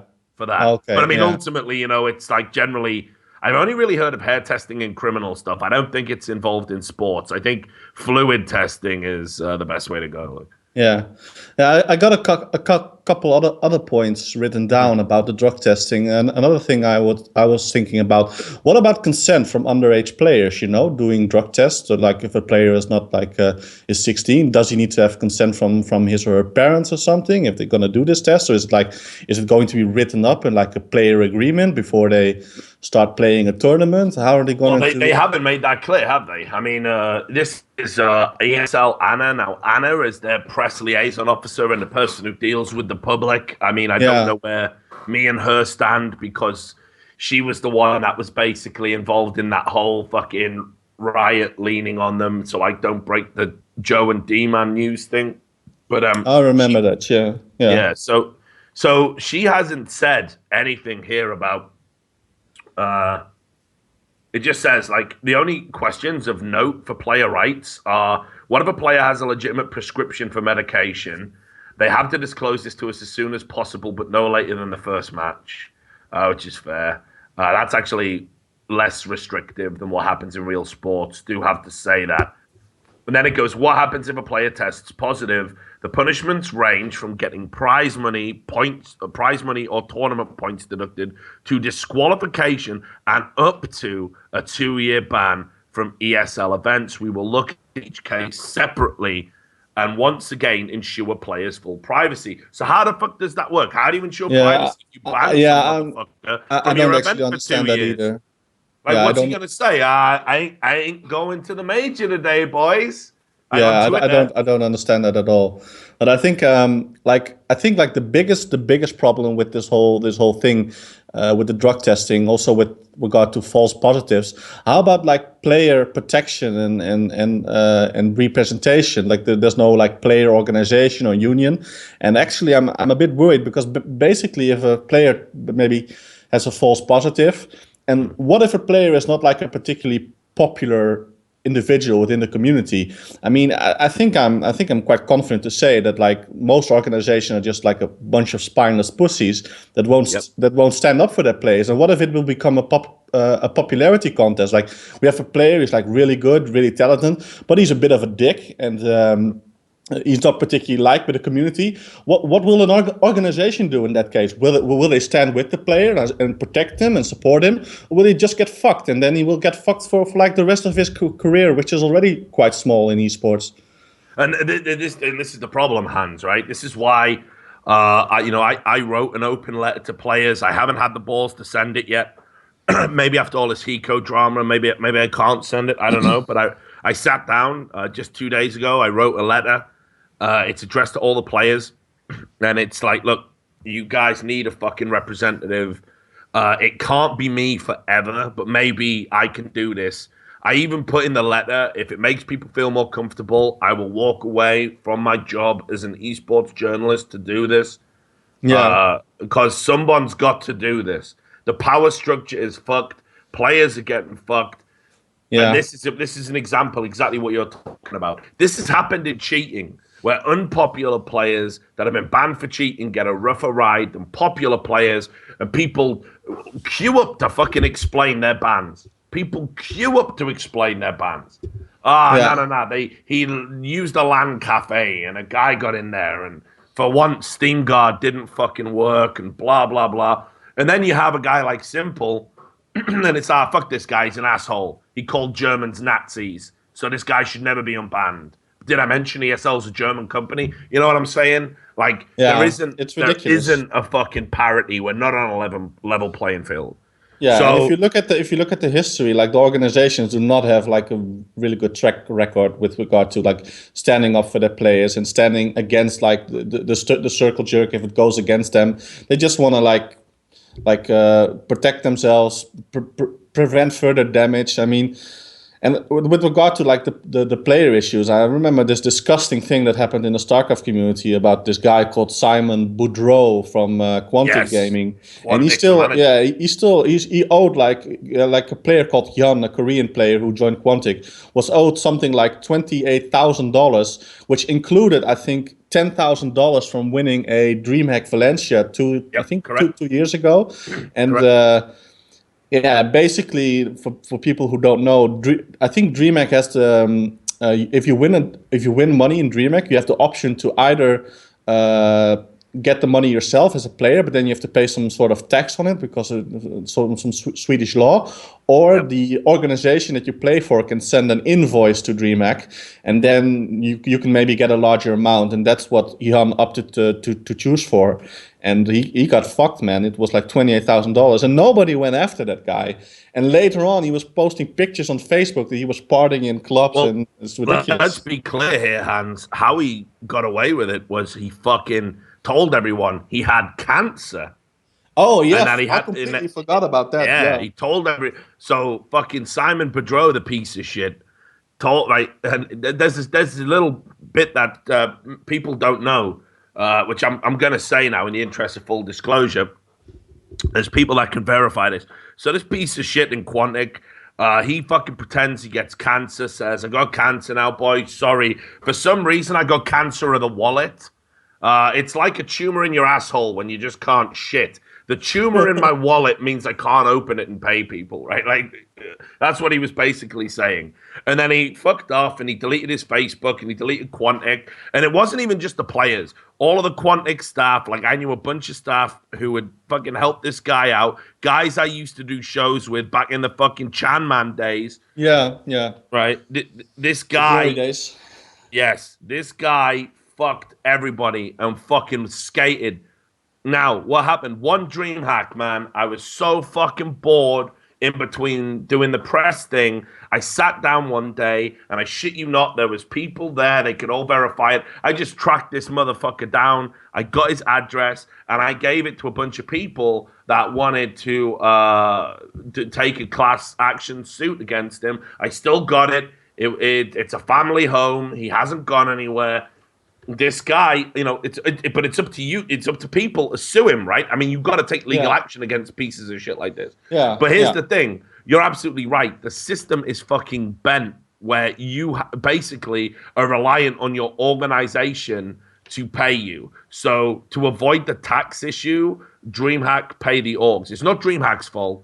DreamHack pay the org. the org pays the player. Once you have that middleman, there's always an opportunity for a crime. Now, bringing it back down to this fucking drugs testing shit that we're talking about, this is the problem right here. This is the problem right here. Is an organization going to protect a guilty player? A guilty player that's like maybe going to harm their brand, maybe going to fucking, you know, lose them sponsors, or are they just going to fucking be like the Eskimos with the elderly people? Yeah, fuck you. You're going out to sea now. See ya. You're too old. You're too shit. You can't build an igloo. Bye. You're dead. Enjoy frostbite and hypothermia. That's what's going to happen. Like, I think that is actually like the most likely scenario. I mean, I think players will get fucked by this. And also, I wrote down another point. What if like a player has like some sort of medical condition and he takes medication for that condition, and somehow that medication will flag like one of the banned substances from the list? I don't know exactly what it is, but. And then he has to like explain to the organization, yeah, I have this problem. And what if it's a very private problem, and he has to explain it to the organization, but yeah, they will keep it private, but people will start like maybe talking about it, what could be wrong with him, and it could be embarrassing. It could have an impact on the performance of that player. I think, and when you look at it all, I don't think it's like such a big problem right now that like this drug testing is something that we actually need in esports. I think there are many more pressing issues. So here's the other thing with this, right? Let's say you're on the fucking autistic spectrum and you take medication for it. Let's say you're fucking manic depressive, right? Or as it's called now, bipolar disorder. I mean, I'm showing my age there. It's not called manic depression anymore. It was manic depression in my day. 1 minute you're like, let's go out, let's party. Maybe. Woo! I've got money, I'll buy the drinks, and then you wake up the next day and you're like, fuck it, I'm just going to jump off a bridge. Fuck it. Like, spent all my money last night, nothing to live for anyway. The highs, the lows, you know, but now it's called bipolar, that's cool. But the point is, if a player needs to market himself as being a fucking reliable guy and a brand, and you as a sponsor can rely on him to do his thing, you as a manager can rely on him to do his thing. If you're a fucking guy who comes out and says, or a girl, I guess, it's not gender specific by any means, but if you come out and say, okay, I have to have an exemption for this major because I've got I got bipolar disorder and I'm on medication and it might flag as positive, and I've really struggled with this, but I got it under control. Right, now that's great. You play that major, you fail, the org kicks you. Now, I know enough about this business to know that every other manager in this business is thinking, do I want to pick up the guy with bipolar disorder? No, I fucking don't. It's too much of a headache. I'm not equipped to deal with it. It's a potential liability, especially if you're talking about the really high level teams. It shouldn't be like that. It shouldn't be like that. But this is another reason why we've got to have some serious conversations about fucking mental health in this business, and we don't do it. And we haven't done it yet to this day, but that's exactly what would happen. It would be like, what, I could have a player of equal or slightly lesser ability without the fucking potential that this guy's going to be out. And here's the other thing as well. Let's say you're on a team and you do suffer with legitimate mental health problems and you need to take some time out of the game. What happens in a real job is you go to the doctor says, yep, you are not fit for work. We're going to put you on some medication, try and balance your brain chemistry. Here's a sick note. And you sit at home and you get paid and you don't need to worry about anything. This is the joys of a fucking free society. This is the West at its fucking best. Well, pretty much one of the few things you do right. In Europe, at least. I'm not so sure about America. You get kicked. In esports, you just get kicked. Fuck you. You're mental. You got a problem. I can't be bothered with it. Fuck you. You don't get paid. So that's why people don't even talk about the problems they got. Yeah, and now it's also going to make you have to do it.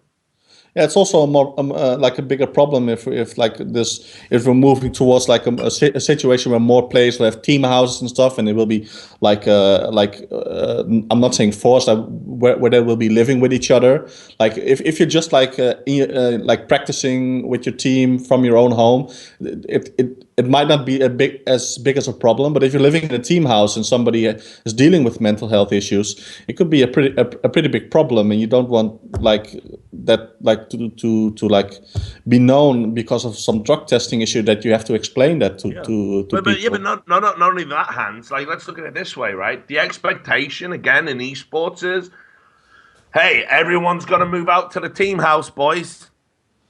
You know, everyone needs to be there. What if you're not equipped to do it? Do you know how many players I fucking talk to? Like, I still to this day, I get players. They hit me up on Twitter. They hit me up on Skype. They hit me up on my phone if they got my number. And it'll be like, Richard, I'm having a fucking panic attack. Like, something bad's happening. You know, I've missed my train connection. You know, what's going on? And I'm the guy that talks them down. They don't call their manager for that shit. The reason they don't call their manager for that shit is they know it's going to affect their fucking job. Yeah. Yeah, it's if shitty, everybody knew, imagine what it would be like. It's even a bigger reason to have a player union. You know, that's what you brought up now. Now let's talk about marijuana. You're a Dutch guy. Let's talk about fucking weed. Come on, let's get to the good shit. Let's talk about weed. I had like one more point before. It was like a little bit about the logistics of the test and like how are they going to do it actually? And is there like an appeal process? Is an independent organization going to be there on the spot to test these players? Who will pay for this? How much does this cost? I mean, it feels to me this was like incredibly rushed. I mean, this seems like such a big deal to actually do this drug testing. And now, when did the Cloud9 announcement, like the interview was like a couple of weeks ago, like that they admitted they were all on Adderall, and now ESL comes with this announcement. It feels rushed, and it feels like not enough time has passed to like make a really good decision about how they're going to deal with this. You're absolutely right, Hans, and it's rushed because the rush isn't to fix the problem. I'm old-fashioned. Before, cause I'm old, it comes with the territory. But like when I want to fix a problem, I have to look and see if it is a fucking problem. So I need to be like, oh well, you know, is this an issue? Okay, let's do some independent testing and let's think about this. And now, do we fix it? What ESL have done is, how can we get the headlines? Because what happened was the mainstream media wrote about the Adderall fucking case. And let's be clear, I got nothing against Launders at all. Or Semphis, actually. I think they're both cool guys. It's all good with me, brother. They did an interview. Launders isn't really an interviewer. Semphis was just sort of thinking, this is a chill interview. We'll have we'll have a no bullshit approach just for the sake of it. And it blew up to the point where that interview was fucking reported in the New York Times. I mean, it's unbelievable. Why do the mainstream media do that, Hans? They do it because it makes esports relatable to the average armchair asshole who's like, well, in my day, sports had to be, you got kicked in a head by a horse and just some fucking crazy. Yeah, I mean, it's the easy story, right? I mean, look, esports players taking performing enhancing drugs. Whoa, it must be serious business. Then you know, it's like easy reporting. It's exactly. It's like whenever the international announces its fucking prize fund. All of a sudden, they're reporting about it, right? They couldn't give a fuck the other 364 fucking days of the year, but they give a fuck when the fucking money is big. Why? Because they can, like, two things are achieved by the mainstream media when you get scandals or big money, and that is, it makes sports and esports relatable, so you can write about it for any audience. And the other thing is, maybe it attracts some of the fucking 14 to 24-year-olds that make up our fucking demographic to read and pick up and buy the dying medium, the print media, which is dying on its fucking arse and won't even be here anyway. They're polishing brass on the fucking Titanic. That's all. I saw that. I think it was like CNBC or CNN. They had like a small bit, like comparing the prices. Like Wimbledon was like $10 million, and I don't know, some two other sports at like $8 million and $6 million, and then the international $18 million prize pool, and they made they made a small piece of it, and it was pretty good. But I think we need to talk about the weed, man. Yeah, we definitely need to talk about the weed. Yeah, but now, I have to disappoint you, man. I'm a nerd, and I'm not that exciting. So I didn't smoke that much weed when I was younger. Oh, yeah, but there you go. See, right there. That's a Dutchman. That's a Dutchman right there. I didn't smoke that much weed. That's like, as a Welsh guy, you go, I don't want to bore you, but you know, I've only done fucking magic mushrooms every day since I was 12. Like, you just because that's what's there. That's what. So you've definitely smoked weed, right? I mean. When I was in high school, when I'm between 16 and 18 years, maybe I haven't smoked Just every weed. day for 2 years. Wicked. That's Well, it was really boring. So when in high school you have like the morning break and the afternoon break, and then we Yeah. just go outside and we smoke like 1 or 2 joints, and then we Yeah, but this is we the hilarious plow- thing, Hans. You plow don't through even the realize, classes. like to the rest of the world, that's crazy amounts of weed. That's crazy amounts of weed. Crazy. Well, the No, classes seriously, were really fucking boring, man. literally I right now. couldn't make it. There's a guy going. So you smoked weed every break at high school for 2 fucking years. They think you're crazy. Yeah, but They think you're in Guns N' Roses. No, otherwise, I mean, basically, it boiled down to like being able to zone out, like until the point where school was over, and then and then we smoked some more weed. There we go. That's the Dutch people I've come to know and love. So let's talk about this, right? Like now, weed for me. Look, it's fairly obvious. Like I think all drugs should be legal. Not a popular opinion. Don't really give a fuck. But if we were going to grade drugs and be like, come on, Richard, first of all, this shouldn't be, if we're being honest about it. And definitely smoking shouldn't be, if we're being honest about it. Maybe again, I believe all should be. But if we were grading them, weed would be the first one you would just legalize. You'd be like, yeah, fuck yeah. What's the problem with this thing? So given that finally the fucking rest of the planet is starting to fucking wake up, right? And realize that, we need to fucking allow people to fucking smoke weed because it's fucking great and it's good and it heals you and it does a bunch of fucking cool shit. You could enter a tournament. Like, let's say I live in fucking Colorado. I mean, their medicinal marijuana laws out there, it's just a joke. Just, I got migraines. Wicked. Here's the strongest fucking weed ever made. To man, oh man, it's compressed THC crystals. You smoke it through a fucking motorized bong in a back room. This is literally what's going on, right? Like no one gives a fuck anymore. Ultimately, yeah, I mean, it's only a matter of time before everyone catches up. It's like you wake up and like, oh man, doctor, I stubbed my toe. I don't know if I can make it. Can you give me a prescription for some weed? Yeah, there you go, actually. And Scoots is in the chat, and he says, Colorado's wrecked now. I should even know that. Do you want to know why I haven't kept up with the Colorado thing, actually? I used to fuck this chick back when I was doing stand-up, and I met this girl, and she was awesome, and she used to come to all my gigs, and she said, like, do you want to come and move to Colorado with me? And we'll get married so you can stay in Colorado. And this is before weed was fucking legal. And I turned it down to work in esports. Right now, I could be living with a hot chick in Colorado and have a weed farm. What did I do with my life? Anyway. Yeah. So the point is, weed is going to be fucking legal man. everywhere, by the way. Weed is going to be fucking legal everywhere. So how the fuck ESL going to say, well, a bunch of prissy bitches in WADA say that smoking weed might have some performance enhancing. What the fuck is going on? Like, yeah, I mean, I don't understand it either, man. It's like if you have like all the players and like in one team smoking weed, and like if you hear in like the team speak chat or something, and one guy goes like, I totally missed that flash, man, and then everybody starts to giggle and they lose the next round. How is that going to be performance enhancing? It's ridiculous. But this is the thing as well, though. I mean, I've known lots of esports fucking competitors down the years who swear by weed. I mean, they swear by it. They're like, man, what it does is it just kills everything exterior and I just get in the zone. Yeah, it lowers your reaction time as well, okay? And you play in fucking Counter-Strike, guys. But anyway, whatever. I don't even mind. Like, it just... The main thing is it's not fucking performance enhancing. If it was performance enhancing, we wouldn't be saying don't drive and do it, right? It doesn't give you any of the benefits you need for esports. So it's not even performance enhancing. In fact, I would go so far as to say this is the world I would like, Hans, right? This is what I would like to happen. Okay, let's say it's Cloud9, right? Cloud9 don't mind. Look, Nothing loves a fucking toke. He knows it. I know it. We all fucking know it. But let's say it's Cloud9. I'm pretty sure they've all smoked weed, right? Let's say they win big at this major. They win the major. Here's the world I want. I want ESL to come up to them and they go, and they take the swab out of their mouth and they do the test. And they go, holy shit, Cloud9 was stoned the entire time. Fuck it. You played at a disadvantage. You get an extra fucking prize. You get that's how it should be.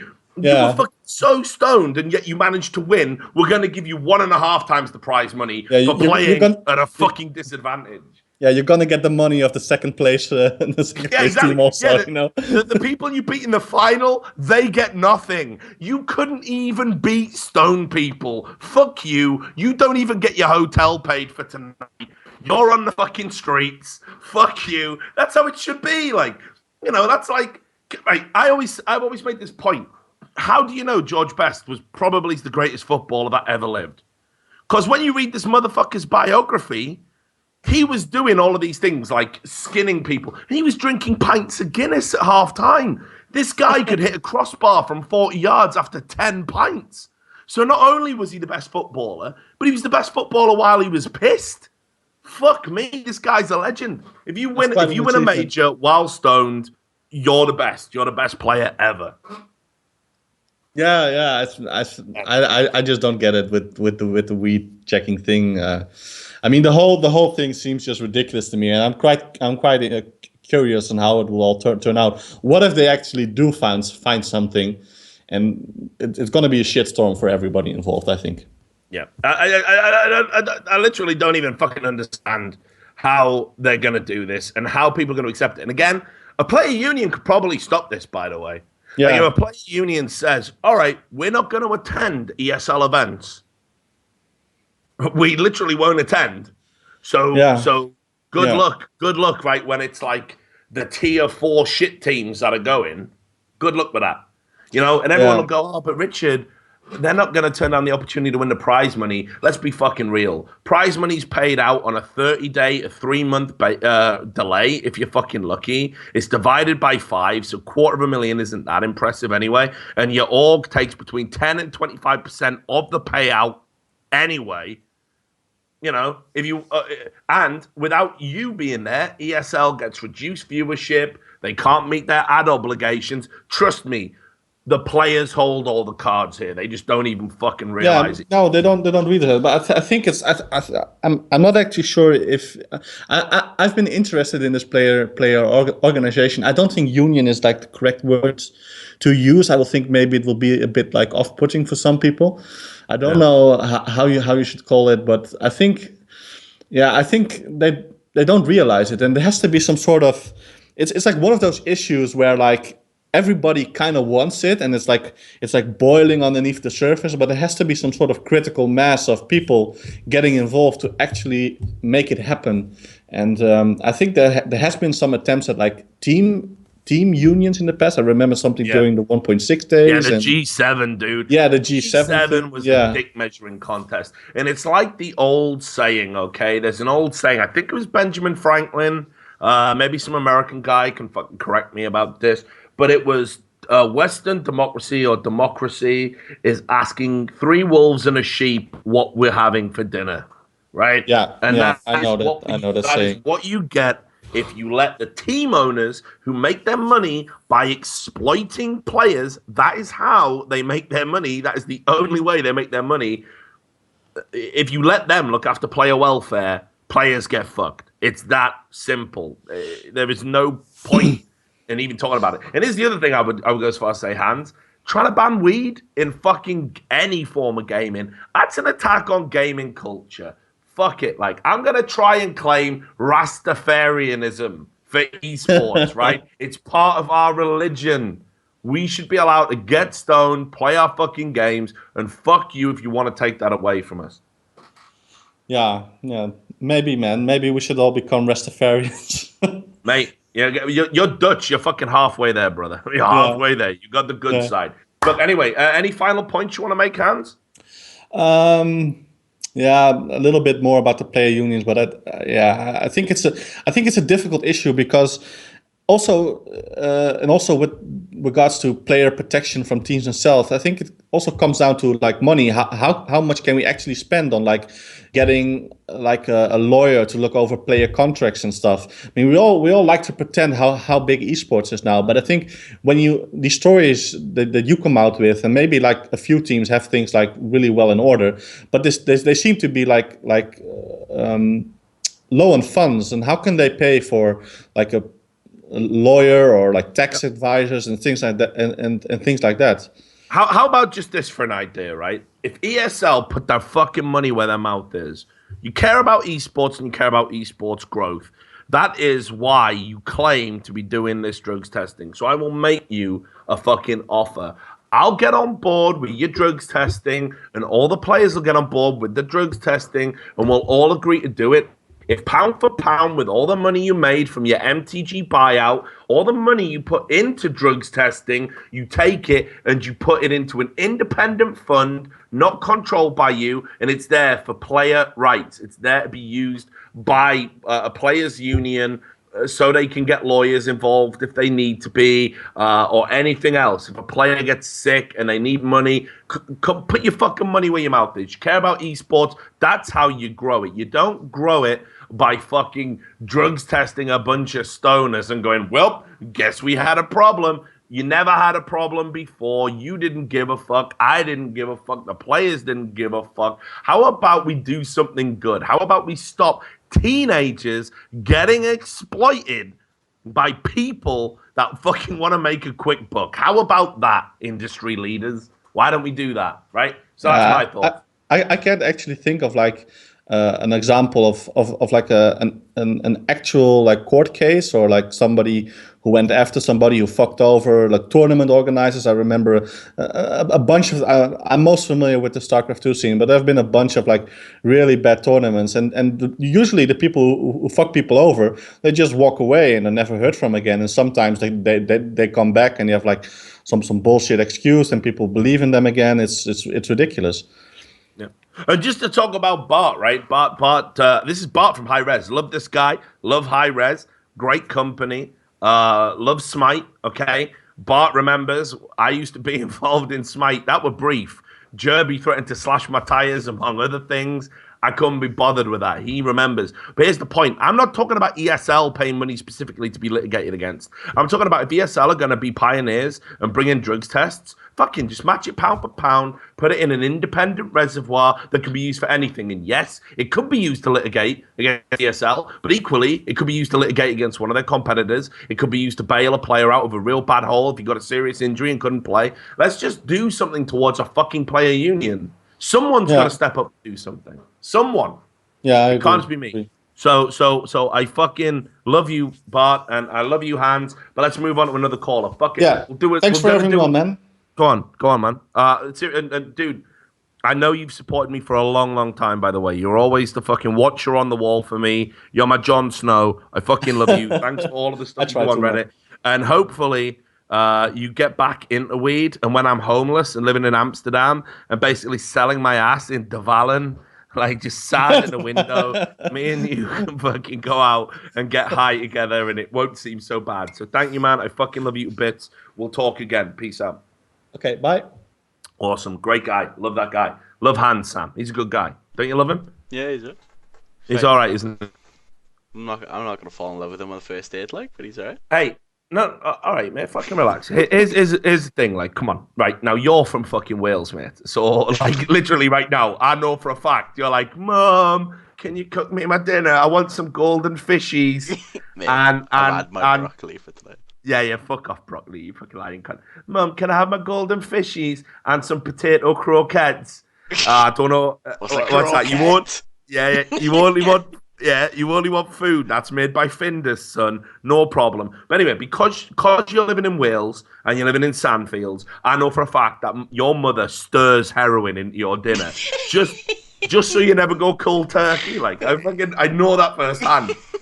It's the only way. It's the only way. It's like otherwise things would be bad, you know? So my point to you, my drug using friend, is have ESL, have they fucking got it right, man? I think they're way out of fucking control here.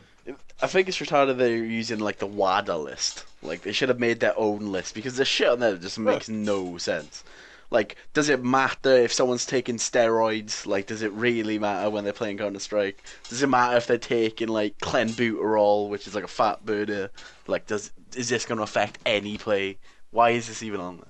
Should have just made an esports list, which is basically Adderall.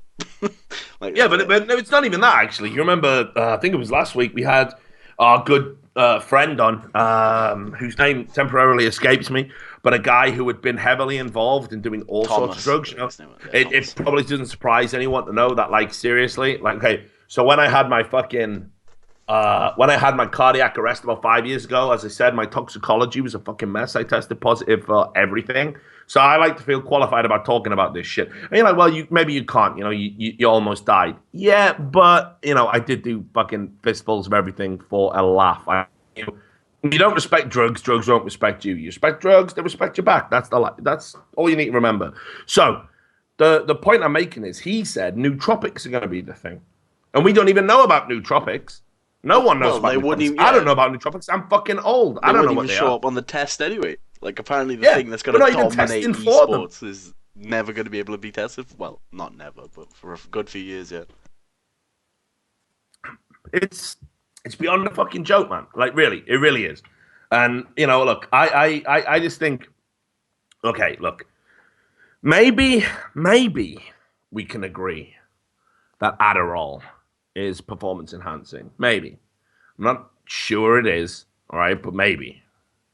So if that's the case, then, all right, let's put that on the esports ban list. Let's create a list specifically for esports, because the idea that normal sports and esports are directly comparable is bullshit. It's gibberish. It makes no sense.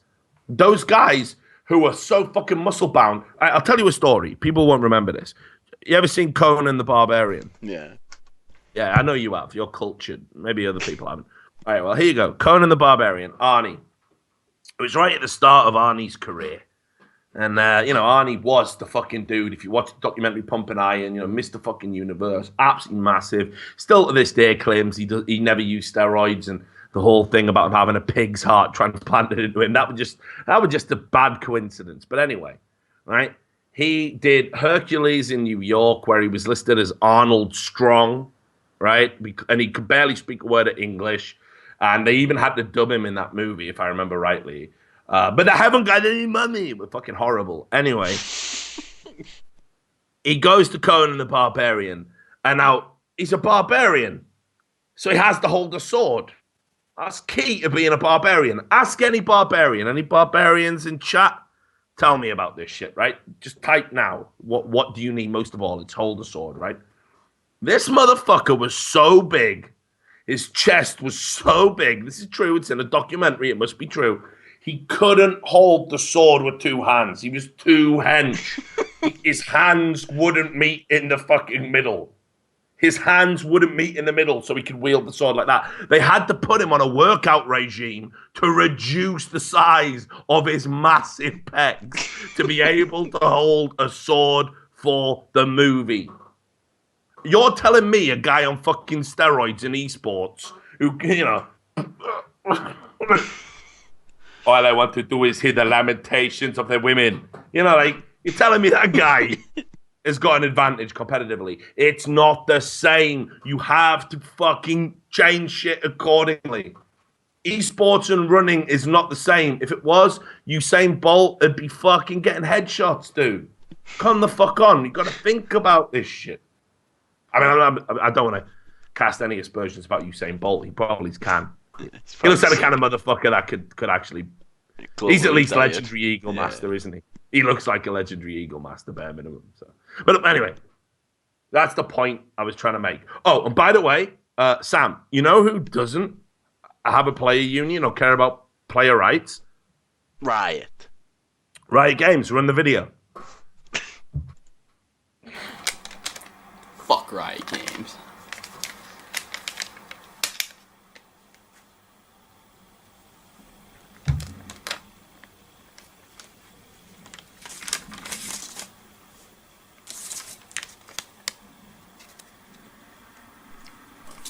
So there we go. Fuck Riot Games. Just remember that. That's all you need to remember. Just fuck Riot Games. Boom. Staple it on your fucking head. Fuck Riot Games. That's all you need to remember. Edgy as fuck. Pin him with a staple. Pow. Blow. That's what I'm gonna do. I'm gonna go to Worlds with a stapler. Just pow, pow, pow, pow. Just walk down the stairs. This guy did it. This guy fucking did it. Extreme to the max. Right, Sam. We need to do one more call. I said we're gonna do a 2.5 hour show. I think all the celebrities have now realized, like, holy shit, man, this show's out of control. Bart's gone, Scooter's gone, and oh no, Scooter's still here. So yeah, and he should be an emote. You're absolutely right, Scott. But I need to, my voice is dying. I need to go get a cold beer. It's the only thing that's going to get me through the show. Right, before you leave, I need to hit you with the ultimatum of. There's a guy called Connor Murphy who's been trying to get on for a while, and he wants to talk about the impact of sponsors on teams and game developers. Or then it is the big hungry mate. Well, let's do the impact of sponsors, man. And that's an important conversation, right? I guess. All right. Okay, so look, man, Big Hungry knows. He knows this. He's one of our most loyal and devoted followers. And I reckon we should put it on the Patreon, actually, that one of the fucking things, if we get above a certain amount, is me and Big Hungry do a show about aliens. A one-off special about aliens? Yeah, a one-off special about our... Because I've met aliens when I was on ayahuasca. But everybody knows, everyone in esports knows, I told people, I'm not shy about it. I went to another dimension, I met these people, they don't have a form, they're like blue electricity, and they communicate telepathically. Drugs are cool. Anyway, I'll do that show with Big Hungry. But he also knows, we've got a moral obligation to reach out to the general populace. Hungry's on our side. Hungry's one of us. He's one of the chosen ones. We need to reach as many people as possible. So you get this guy queued up, and Sam, the show is yours. But if I don't get a cold beer, I'm not going to make it through the end of the show. BRB, as the cool kids say. In fact, actually, if you want to fill for time, play the fuck Riot Games video. Or, no. Let's get light sex on again. I do love a bit of light sex. God, get it played. I'll be right back. Special treat. Be back, motherfuckers. Doesn't matter how hard Riot tries. We're still gonna get to see the truth. Come, Sam. Literally, as soon as the girl came on, it's I know. Lights there. I'm DDoSing them in the interest of toxicity, and oh god, my small penis. Oh my god. Use the East Coast servers to DDoS him. Right, come on. Let's see what Riot Sex had to say about him. Play it again, yeah. Yeah, fuck yeah. Okay. Paid for this shit. Man, are you Riot Light? Not with your little dinky winky penis. Little worm who you're never gonna satisfy anyone with, are you? No. Not with that eeny weeny little dick. It's pathetic. A worm or a maggot is bigger than your little dick. Anyway, a little birdie tells me that you are scared of being toxic. Oh, you're pathetic. Now get off my screen. Boom. There you go. Right now, again, this is the kind of shit. If you subscribe to the Patreon, we can really... We don't give a fuck anymore. We don't care. Somehow we haven't been banned by Twitch. I'm sure to get staple in his own brain. How far can we push this? Well, we're going to keep... Every time we don't get banned, you realise it's going to get worse and worse. Like, we did it with a joke with a girl. We had the Indian guys dancing. Now we just have a guy smashing his own head with a staple. like it's going to get worse. The thing is... Alright, okay, so let's tell him about the other guy we found. There was some dude who says, like, he'll chug a fucking 40 ounce of beer. But he also claims to be a war veteran, right? Now, I take that super seriously. I don't like Western countries invading other countries. So we're reaching out to this guy and we're like, come on, Ed, chug a beer. Fuck, I'll race the guy. And we can then talk about the horrors of war afterwards. Like, that's the sort of hard-hitting shit we're going to drop on you from fucking nowhere. But for now, we got to do one more call. Thank you, Scar from Lion King, for that. Look at Ivoli. We're probably going to insist the stapler thing wind down. No, baby. No. I'm not fucking leaving. It's not going to work like that, man. This is... Look, you've got to expand the Twitch possibilities. This is an 18-plus stream. You know? We run a clean house. A little staple to the head. Never hurt anyone. Except never hurt anyone. Sam's mother. That's how me and Sam's mother met. We looked at each other across a fucking packed bar, and she stapled, "Do you want to fuck me up the arse?" She didn't. Actually, the joke is, like, obviously, she didn't do that because if I'd fucked her up the arse, Sam would never have been born. Right, let's do one more call. Hey, let's do one more And call. the world would be a better place. Alright, we want to go. Did you say you want. Are we going to have Conor Murphy or are we going to have Shane? Right, well, look, Shane keeps messaging me on fucking Twitter saying, I've got to come on. I've got the best credentials in esports or some shit. But this tell me Conor guy has been asking to come on for like 4 weeks, and I told him, "Alright, mate, I'll get you on today." He says, "Thank you," and then I got 1-0, mate. You're not coming on. No, we can't 1-0 him. So what did Conor want to talk about again? There's no reason why we can't do both. What am I going to do? What am I going to do? The impact of sponsors on Slide teams. into bed. Hey, baby, been drinking all day on Twitch. Wanna have sex? That was actually me licking my hand.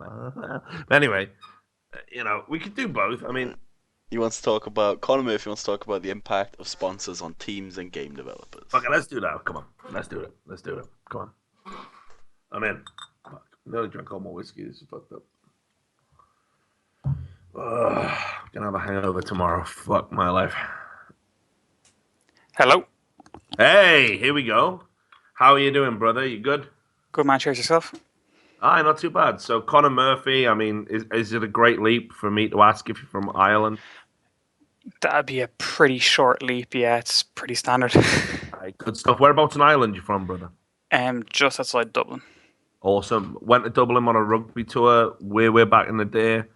I've done the fucking James Joyce tour, all that horrible fucking touristy shit. But we're Celts, man. We're Celts. All Not that cash. England. All that cash cow. Tembo Bar. Go Tembo Bar. Why? Oh, it's great fun. You pay 15 quid for a pint, though. It's fucking depressing, isn't it? Oh, here's the other thing, though. What I wasn't prepared for. Holy shit, Dublin's got a load of Nigerian people. There's a whole Nigerian...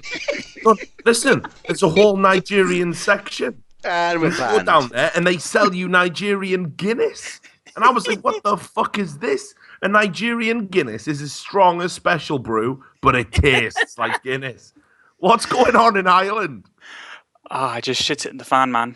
Celtic Tiger, and we were just like, everyone come in, have fun. And now everyone's like, oh, we've got no money. Get out. Get out.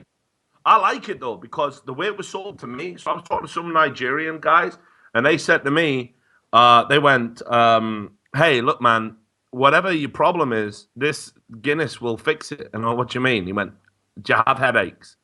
I went, yeah, hangovers mostly. He went, drink this Guinness, it'll fix a headache. He said, do you want your wife to get pregnant? I was like, not particularly. Feed a Guinness, it's a contraceptive. She won't get pregnant. And then it was like, but if you do want her to get pregnant, feed her 2 cans. It was like, it was unreal. Like, there was just no fucking logic to what this guy was saying. But basically, like, Nigerian Guinness fixed everything. They fixed everything. So anyway, fucking love Dublin. Love the fucking Irish. Love all of you. So come on, let's talk about fucking esports, the sponsors. Yeah, so like basically what I want to talk about is like just how far is it going to go? Like how big of a sponsors are going to, how big of an impact a sponsors going to have? Is it going to get to a stage where they're like going to like, organizers saying, now we want these teams. Like we don't give a fuck about anyone else. We'll give you this much money. We know these teams are shit, but like they're using our product, so bring them on. Like end of story, or else you're getting no money from us. Like you've people like HTC, Red Bull, or just Monster, are just throwing money into the scene. And I just wonder how far it's going to get. Like, and our players going to be able to deal with it. Like, because if I'm a player now, like a young player, like I'm 18 and I know I'm going to be big, I'm going to get fucking real smart real quick because I'll start milking these cows, man. Get fucking mad stacks, like. But here's the thing, actually, individually, players don't get to milk those mad stacks. It's actually the organizations that milk the mad stacks. And what they do is they talk to... Okay, let's just name names, right? Because you've been really nice and neutral, I think. But let's name names. So, Kingwin. Right? Yeah. I'm gonna say it. I'm gonna name Kingwin.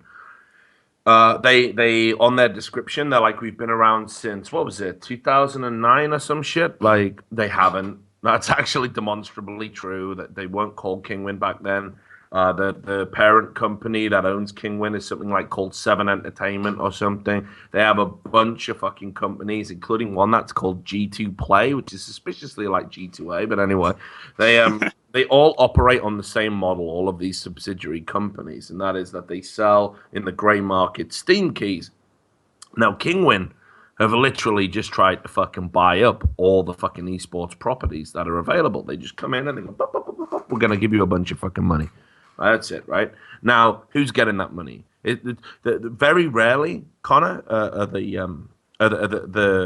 is the cash passed on directly to the players. Yeah. Like an organization gives you a salary.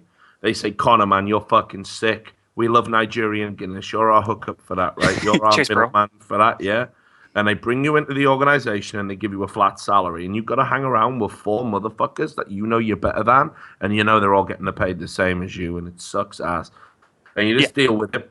And Kingwin are paying that organization crazy fucking money. I mean, some of the numbers that I've been told, it's unreal. Like, you know, let's say, for example, it's not unheard of for Kingwin to pay like a €10,000 a month sponsorship direct to the organization, which, if properly applied, in most cases would cover all of the salaries for an organization. It would cover all of the salaries. That's before all the other money that's coming into the organization. Players don't get the return.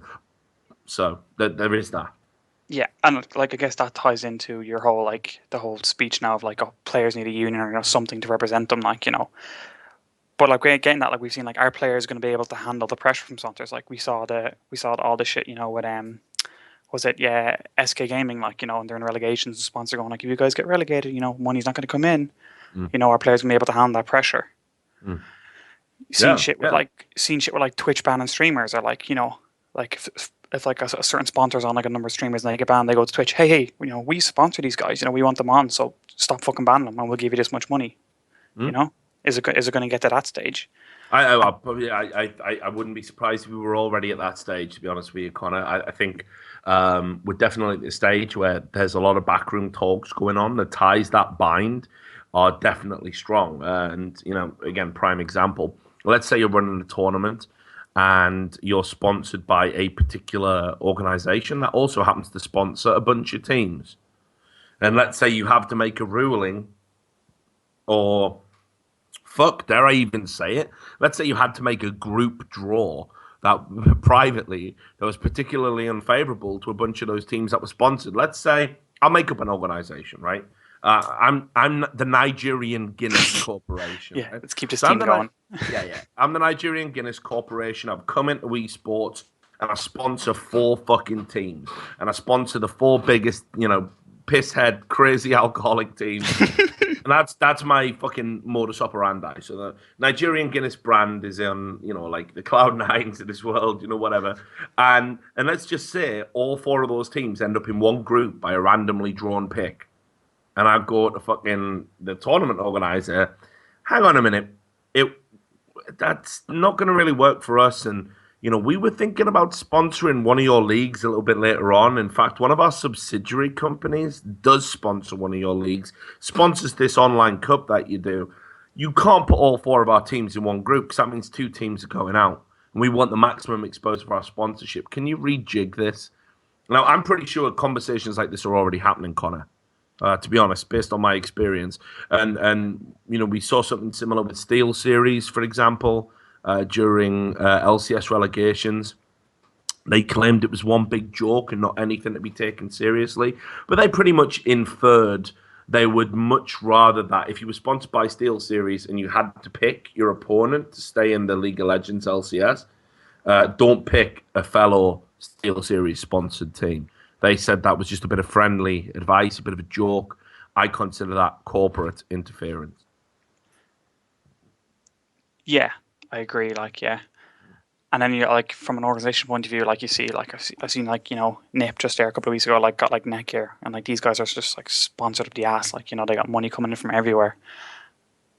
And like, you know, I wonder like in the near future we're going to see like a lot more orgs just like, you know, just give us. Just we'll have every sponsor. Here's like, oh, we're sponsored by Mercedes because they drive us to the event and like all this shit, like, you know, and British Airways are our Nigerian Airlines are our national airplane sponsor. Nigerian Guinness Airlines, where the pilots are wasted out of their mind. No. He said it would get my wife pregnant. It's fine. Right. But anyway, so here's the thing, brother, right? Like, okay, so I understand your anger and you're actually bordering on righteous indignation. And I love that, man. I love that, right? Because I want esports to be fucking pure, you dig? So I understand where you're coming from. I love righteous indignation. I do it better than anyone, I think. So here's the thing. If the players were literally like, hey, I got to get flown to a fucking event, first airline that flies me to anything will be the only airline I fly, and you pay me, and I go on Twitter and I say, KLM are the best. They fly you to Amsterdam all the time, and you get high while you're waiting to fly out, and it's great.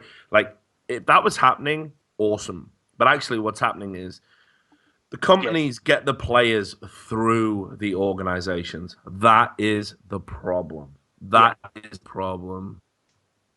You know, and if it wasn't the fucking issue, if that wasn't happening, then again, I would totally understand it. But actually, players, a lot of the time, they don't even understand some of the fundamentals. So I won't use examples here because this is a little bit sensitive, but I was talking to a pro player. His team is sponsored by a mouse maker, a peripheral maker, and they all have to use that mouse. And this pro player was like, I fucking hate this mouse, dude. It's so shit. It's affecting my game. I use this other peripheral all the time, but I can't use it at events because I've been told if we get photographed doing it, I'll get fucked. I'll get fined. It's in my contract.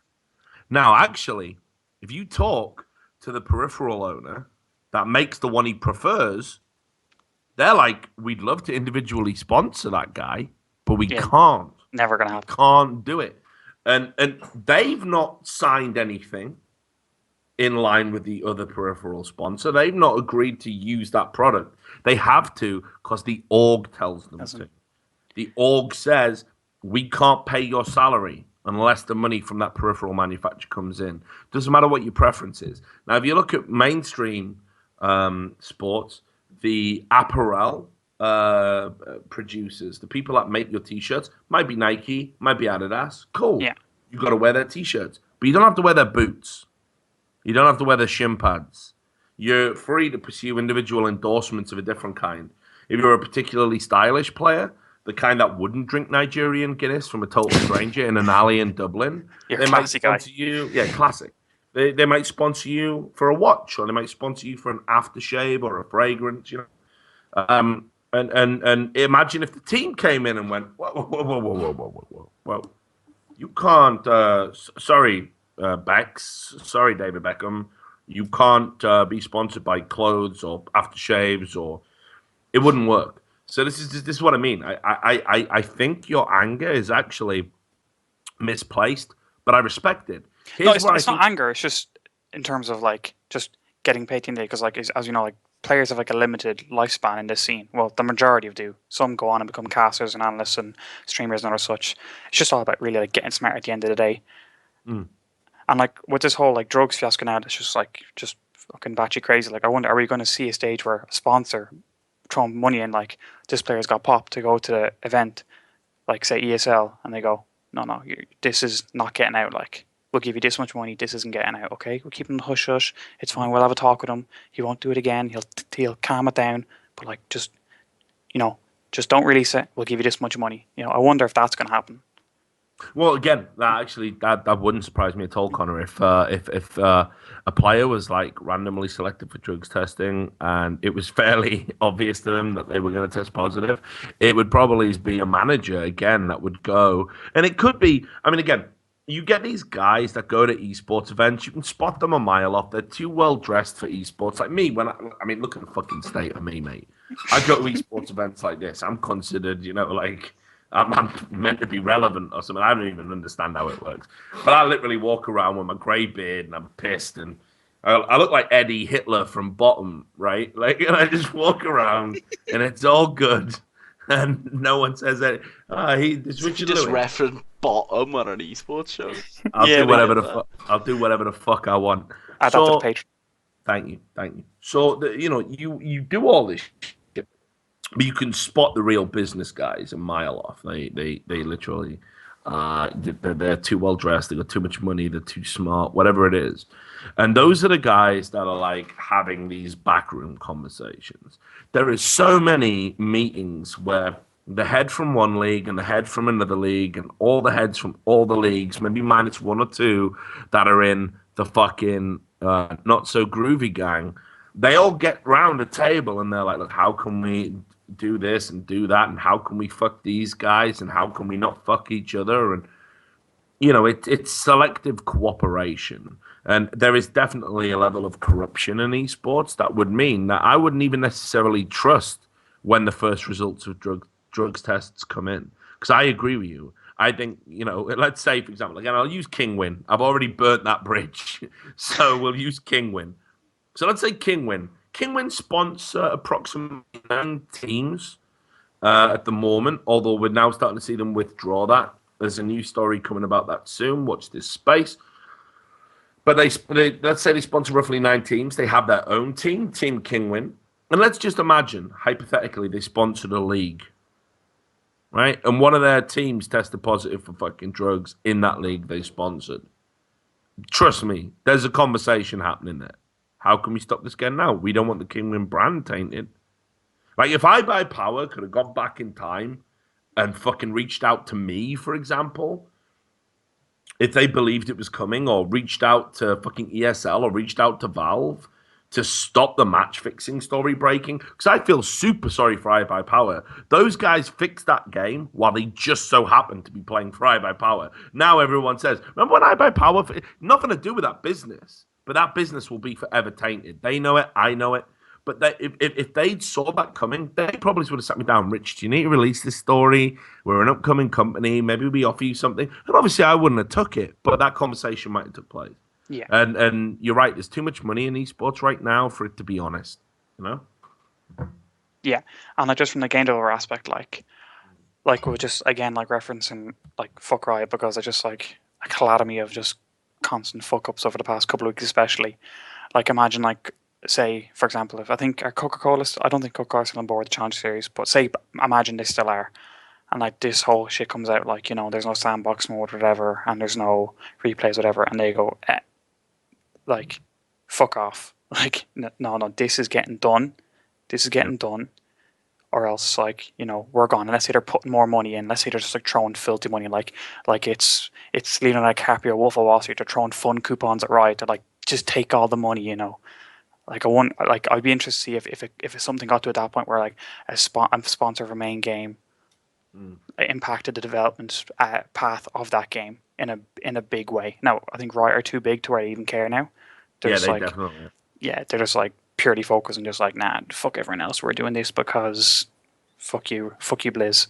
Basically, they're too big. But like Smite, for example, like that, like I could see something happening there. For example, like just try and get them big to compete with, like, because Heroes is getting a bit bigger. Dota 2's gotten a huge success now after the international. Like people hearing about this 16-year-old has won like $1.6 million, and he's just like set for life. So here's a question for you, Connor. I always like to end calls on a question that empowers the caller. So let's just say, right, that you get put in touch you become the commissioner of esports. There you were hanging out in the Nigerian section of Dublin, drinking Guinness. You had that fucking trip where you just, the heavens just opened and you just descended and everything made sense. And somehow you managed to persuade everyone to elect you, right, to be the head of esports. So what would you do? How would you prevent corporate influence over players and conflict of interest within esports? What is the one rule you would do? Generate standards for player contracts that empower the player. Like, so, for example, Monte Cristo for GG for Renegades. I'm not sure if it's for the CS team. I presume it's for both. But like, for example, for the LoL team, he said anytime another organization contacts their organization interested in the player, they have to tell the player. It's in the player's contract that. So like things like that, for example, No, again, I couldn't agree more with you. I think these are standards that need to happen. And the only way they're going to happen is if players say, we're not going to do shit until this is in place. So, again, it's like I say, I worded it badly. It's not anger, but it's almost like the direction of what you're saying. There are so many substandard sponsors that are going to come in, and they are just going to try and buy esports and buy esports credibility. And there isn't anyone that's going to say no to them because it's money. But actually, the one group of people that might show credibility, that actually might show integrity and resist the corporate push are players. Because, for example, if you make a substandard peripheral, right? If you make a substandard peripheral, players won't use it. If you want to force players to use that substandard peripheral in exchange for money, there's no amount of money that would make, say, for example, Olaf Meister use a fucking shit mouse. That we made the new razor blade mouse. It's great. It's got razor blades that stick out of it. It fucking cuts your hands, Lights and up. also it's got 2 DPI. He's not going to use that no matter how much you pay him. Yeah, it's not going to be worth it. Yeah, like as you said, like. I think it's just a matter of fact of players having to get smart real quick, and like, I think honestly it could happen. Like, I honestly could see something out in the next 5 years just because of the fact that like it's going to evolve. Or younger players they're gonna get into the pro scene. They're gonna go. I've seen all this. I've been through all the news stories. Like I've seen all the stories. This is not going to happen to me. Like they could like get a couple of mates together, and it doesn't take all players. It just takes a couple of leaders from each team. Like for example, like Alex Hitch, people would follow that guy to death. Yellow Star, all the Fnatic would just go behind that guy. Yeah. People like that, like Sean Gares would pull a huge influence from Cloud9, High from Cloud9. Reggie. I'm not sure if he doing good old Reggie. Yeah, I like Reggie. Me and Reggie get on. Could be dreaming, but yeah. Like, now, what game do you play, Connor? I play League and Counter Strike, and now Rocket League because YOLO Swaggins, I guess. I don't know. I'm so glad you said that. Rocket League's going to be the next Sounds big... just like us, mate. Yeah. Seriously, we should all hang out, man. We should become friends. Fuck this show. We're going to make a new show. It's called Friend Talk. It's just us three talking every day about how we're going to play Rocket League. Nigerian Friend Talk. Yeah, Nigerian Friend Talk. Absolutely. We all get fucked up on 9.5% Nigerian Guinness that's bought illegally. And the thing is, I couldn't even tell people about Nigerian Guinness. They think it was some racist fantasy, but the reality is it exists. These guys fucking love that shit. There's a huge Nigerian quarter in Dublin, and I'm glad that I experienced it. But yeah, let's. Here's the thing. Seriously, I'm 100% behind this. I want Rocket League to take off as an esport. I want to be the first serious caster in Rocket League, and I want all the people who watch this show, we're all going to migrate over to Rocket League and make it a great esport, a real esport, free from fucking Riot and all that fucking bullshit. Yeah. And I think, because I saw, like, I've been to a couple of iSeries, and I saw, like, Insomnia, they're going to have it at I-55, I think it's this summer in a couple of weeks. Like, they're going to, like, it's not going to be competitive, but they're going to have it so people can play it, and, like, I think it's a really smart move. I think it'll be there. I don't think it'll be there. I'm going to be there. I'll have to film it for the YouTube channel, mate. Rocket League World Championship. Hang on, what date is that iSeries? 28th, I think. End of last weekend in August. Yeah, 27th. Now the problem is, I'm meant to be flying to America, but I reckon I can get down for one day. 28th to 31st. You can stay in my hotel if you want, mate. I can afford my own hotel, Sam. Let's not get carried away. But yeah, I'll fucking if Gfinity don't want me to do the COD finals anymore, it would make no sense because I got sick when they were expecting me to do the COD event, and then it was like if I just rock up for the finals, it's kind of lame. But I'll ask them, and if I can get there, fuck it. Let's. I'll even write. iSeries hate me, by the way, Connor. They fucking hate me. I got banned from iSeries for a bit because I wrote some bad shit about one of their sponsors. It was like one of their partners. It was like totally fucked up. Ironically, the guy that was involved in that now works at Gfinity, and he was one of the first guys who was like, "Hey, Rich, you want to come and work for us?" So I was like, "It's not even a problem." But I got him banned, and I would love to be there. And I might even say to them, "Want me to cast Rocket League for your final?" Yeah. We can make this work, man. But keep it secret. Yeah, don't tell anyone.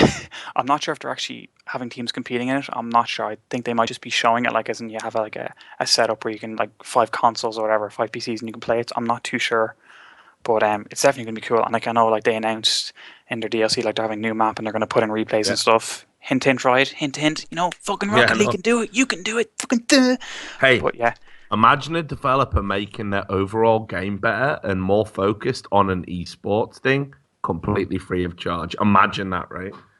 What the fuck? But anyway, so let's do it, man. hashtag yeah. the dream. Yeah, hashtag the dream. Right, Connor, you're a top boy. Great to fucking meet you. Stay off that Nigerian hooch, and hopefully I'll speak to you again. Peace. Cheers, buddy. All the best. Fucking, tell you what, right? Say what you fucking will about the Irish. About yeah? Nigerian Guinness. Or Nigerian Guinness. Man, you know, they're just good fucking people. Honest people. Not like English people, you know what I mean? You feel me? So anyway, good. I like that guy. Put that guy on the whitelist, whether he pays or not. Also, just to say as well, the Patreon or Patreon. Can I call it Patreon? If you can't read, I guess you can. Like, Patreon is a word, man. Like, it's not just the name of this website. Yeah, is it? Yeah. Patron is a word. Yeah, that's what it is. Patron. But it's not patron though, is it? Oh, it's Patreon, something. Yeah, it definitely isn't a word. So my point is, like, I think if you say Patreon, it's a little bit too close to like patronize. If you say Patreon, it's got this like nice, exotic, robotic. You say what you want, man. Yeah, whatever. Fuck them. Fuck them. Fuck them. Anyway, we're up to $215, man. Yeah, I saw. 220, mate. You need a refresh. All right, I'll refresh that shit. Yeah, 220. All right, we're $30 out from having to do. By the time this VOD goes out, all right, then we'll have done it. Well, I hope so. I hope fucking so. So anyway, but right, there's this guy. He's called. I'm gonna tell you, right? He's called Shane Fagan, right? So he messages me, right, and hopefully we're gonna get the guy on, right? But just to give everybody the idea about how awesome I fucking am, and I actually, you know, if anyone wants to know, I like to think of myself as modestly as a Christ-like figure, except I didn't get crucified like that, like Christ did. I actually got crucified by my cock and balls. They put one massive nail through my really droopy foreskin. One through each testicle, and I just hung on the fucking cross. Oh God, the pain. Anyway, after 3 days, my dick fell off, and I fell on the floor, and I got pushed into a cave. But my dick grew back. That's the thing. It grew back, and it grew back bigger than before. It grew back bigger than before. My nuts were just like this, Sam. Right? They were cantaloupe, man. No. Actually, if you were to wrap, right, okay, imagine you were wrapping your lip around a coconut. That's one of my testicles. Literally, right? The downside is, unfortunately, the nail that went through my the foreskin's huge now. It's unbelievable. Actually, I'll give you an example of how big my foreskin is these days. I was in, I went to stay at a LAN event, and it got really late, and I just fell asleep in the office next to my laptop typing. And someone went, "Oh wow, that's a really cool sleeping bag." And I went, "Look again." So that's how big my foreskin is. But anyway, the shaft, the balls, the foreskin, it's pretty. You know, it's all doing well, and. My disciples, they all came to me and they went, "Richard, incredible! It's a fucking your dick has been so resurrected, and you could do trash talk now." And I went, "Yeah, fucking right, I can." And the first person that came, the ultimate sick leper, I was gonna test my fucking healing powers, my cock slapping healing powers. Oh, it was a guy called Shane Fagan, right? And I'm gonna read you the message he sent me. He dropped me a line, and I said, "Sup, chief." Sup. That's what you do when you're Dick Christ, as is my full name. I said, "Hey, man." Oh, sorry. He said, "Hey, man, I wanted to get you during the show because I had something you would be really interested in. I'm a music manager." I mean, he's gonna come on the show, I think, but just full disclosure, not really interested. He really oversold that. He's like, hey, I got something you're interested in. Please tell me you're a hermaphrodite with 6 titties. No, I'm a music manager. Okay, cool. The TLDR is I wanted to clear up some of the stuff you were talking about, like wanting managers in esports, teams abusing their position to get really bad contracts for players. I wanted to say, by going on music standards, that would be wrong. I can give case law, all the shit about how it all went down in music and what they can and can't get away with. I just got a bit frustrated during your show because I could have given quite a bit of context about the topic. So I wanted to say, and it went quiet. And then he messaged me a day later. He goes, just realized they didn't make a point.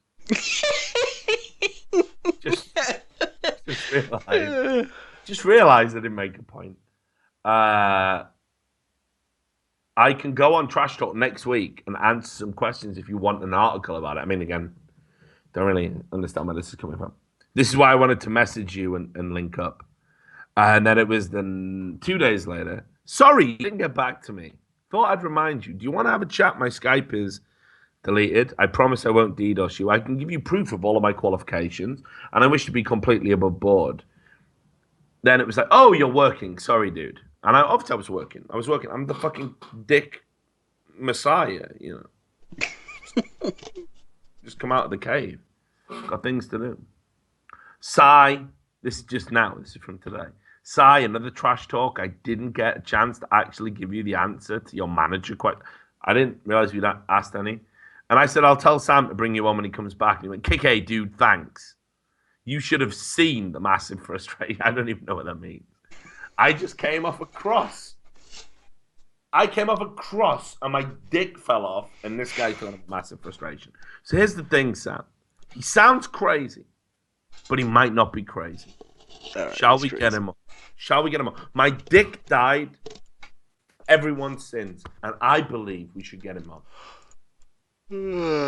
Well, you're the boss. Hey. How's it going? He's here! Shay! Sorry about that. I just thought you'd actually message back and that kind of thing. Like I didn't really presume. Anyway, doesn't matter. Shane, I'm sure I sound crazy because I'm talking about Dick Christ. Yeah, I know. That's part of the shtick. But I was like, is this guy crazy? Crazy. I do get crazy people. So here's the thing, Shane. Don't prove them on air. I don't want you to get fucked over by people. Okay. Just tell me what your qualifications are. Okay. Well, so I have a qualification in music management from a college in Ireland. It's mainly got to do with from a management kind of background, from representation of people. It's hard to explain, but it's just kind of where I'd be the manager and I'd be interacting with record labels and all that sort of stuff, and with the player and stuff like that. Do you have a record label, shit? No, I don't have a record label at all. No, I actually only got out of college 2-3 months ago, so it's actually fairly recent as well. So without wanting to be cruel or be an asshole, go for it. But I'm kind of like that. What do you do for a living now? I'm actually going back to college again to do a degree in statistics as well, because I wanted to kind of get into a little bit kind of heavier kind of topics. I did the music management thing just as a interesting and maybe as something I could do eventually if something, I don't know. It's hard to explain, but yeah. No, it's easy to explain. It's good. I'm glad. You know what?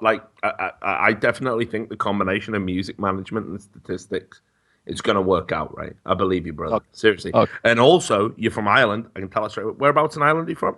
I'm from a little bit outside of Kildare town. It's a town. Kildare. You see, you're not going to get fucking Nigerian Guinness. I'm going to get Guinness in fucking Kildare, right? That's the truth. But look, so already I think we're hitting it off. I like you. Okay. Right? So let's do this. Right? So apparently I've said a few ignorant things. No, it's okay. No, I'm actually a fan. I'm a fan. I listened to all your stuff. I know that. Actually, I respect people that have the balls, especially having sacrificed my own for the entire esports community.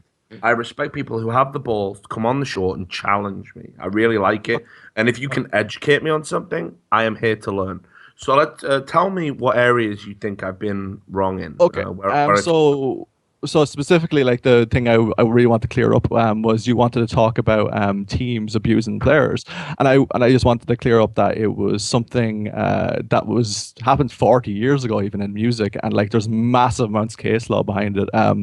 Elton John is a good example of that. Like he was abused by his record label, and he ended up getting millions in restitution from court cases afterwards. So Because what happened to Elton John? Oh yeah, he went on to sell a lot of records. And no. I mean, no. That isn't a joke. Actually, I mean, I'm just explaining to the listeners because there's some kids that are probably listening to Trash Talk that don't even know who the fuck Elton John is. We're a little bit older, you know. Okay, Elton John, one of the biggest selling songwriters and just singers of music altogether. And what happened was he ended up, after the court case, going on to have a massive career and all that sort of stuff, and made crap tons of money because of the legal case afterwards. He got freed up from this like really abusive contract. So how did the contract abuse him? Well, it's what happened was the company that was managing him went on to like use their position of power over him to get him to sign a really bad contract. He was young and he didn't really know what to do. You know, like he was going into the music industry just as a person who liked music and who was good at music. So similar to esports in that kind of way, where they're good at this thing and they're young and they're going into this thing and they don't actually know the ins and outs of all this sort of shit. So, I mean, because I don't want to draw conclusions, but didn't Elton John have a wife at this point? I don't have a clue. I'm pretty really sure he did. Let me just check this. I don't want to be wrong. It's not anything to do with wives though or anything. It's no. about, But you'll understand where I'm going with this. Hang on. Let me just check. Wife. He didn't have a wife. Was it girlfriend? I mean, it's hard to say. I'm sure he had a wife. What I was really worried about was like to pay off this contract. Did he have to do gay for pay? Is that what happened? Or no? Like no? let me just continue on and I'll just try and make my point. The thing is like the record label itself has to tell the person who's coming into the negotiation that they have a legal right to have like representation go into it, and actually the idea is they actually should entirely go into that kind of situation with either a manager or a lawyer to do negotiating for them, so they get the right kind of deal. So that's kind of what came out of that entire case. And Gilbert O'Sullivan, if you ever heard of him, he was another really big case. Yes. Got quite a lot of money from that too. So like what I wanted to say was this is what, like kind of the reason why I wanted to call in was that this would apply entirely to esports as well. It's just nobody's gone to court yet, and nobody has kind of gotten the thing sorted yet. So what would let's find someone in esports comparable to Elton John. And I don't mean it doesn't matter even about Elton John. It actually is anyone going into a negotiation who's at a lower kind of point to somebody higher should be kind of told to get independent legal advice. And that's kind of one of the precedents kind of in our course, and it was kind of one of the things that said to us to make sure people got like a lot of attention in this kind of area, you know. But you know, obviously. Like you say, you know, I mean, Elton John now is one of the most, you know, powerful people in music. He's so powerful, no one laughs at his hair transplant.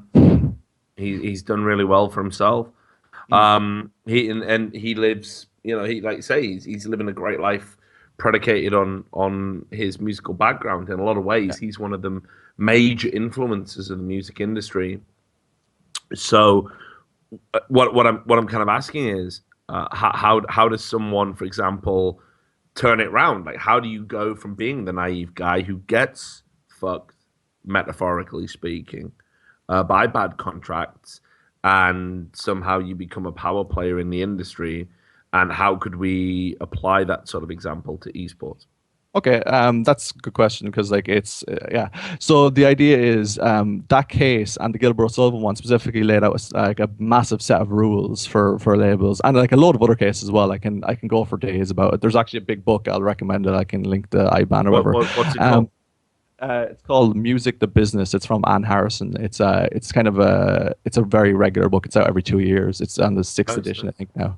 It's a very good book about it. So the idea is it set out all these rules, and like if you break any of these sort of rules, like you are completely fucked, and you're going to like give out a load of money. So everyone kind of follows the rules now and kind of does the same thing because they're afraid of getting these lawsuits. So that's what governs the entire industry. So the legal side of things like sorted out the management side, like so people weren't allowed to abuse players or to abuse musicians anymore. So that could be applied to esports in the same way as a thing. But here's the interesting thing, though, Shane, and that is that.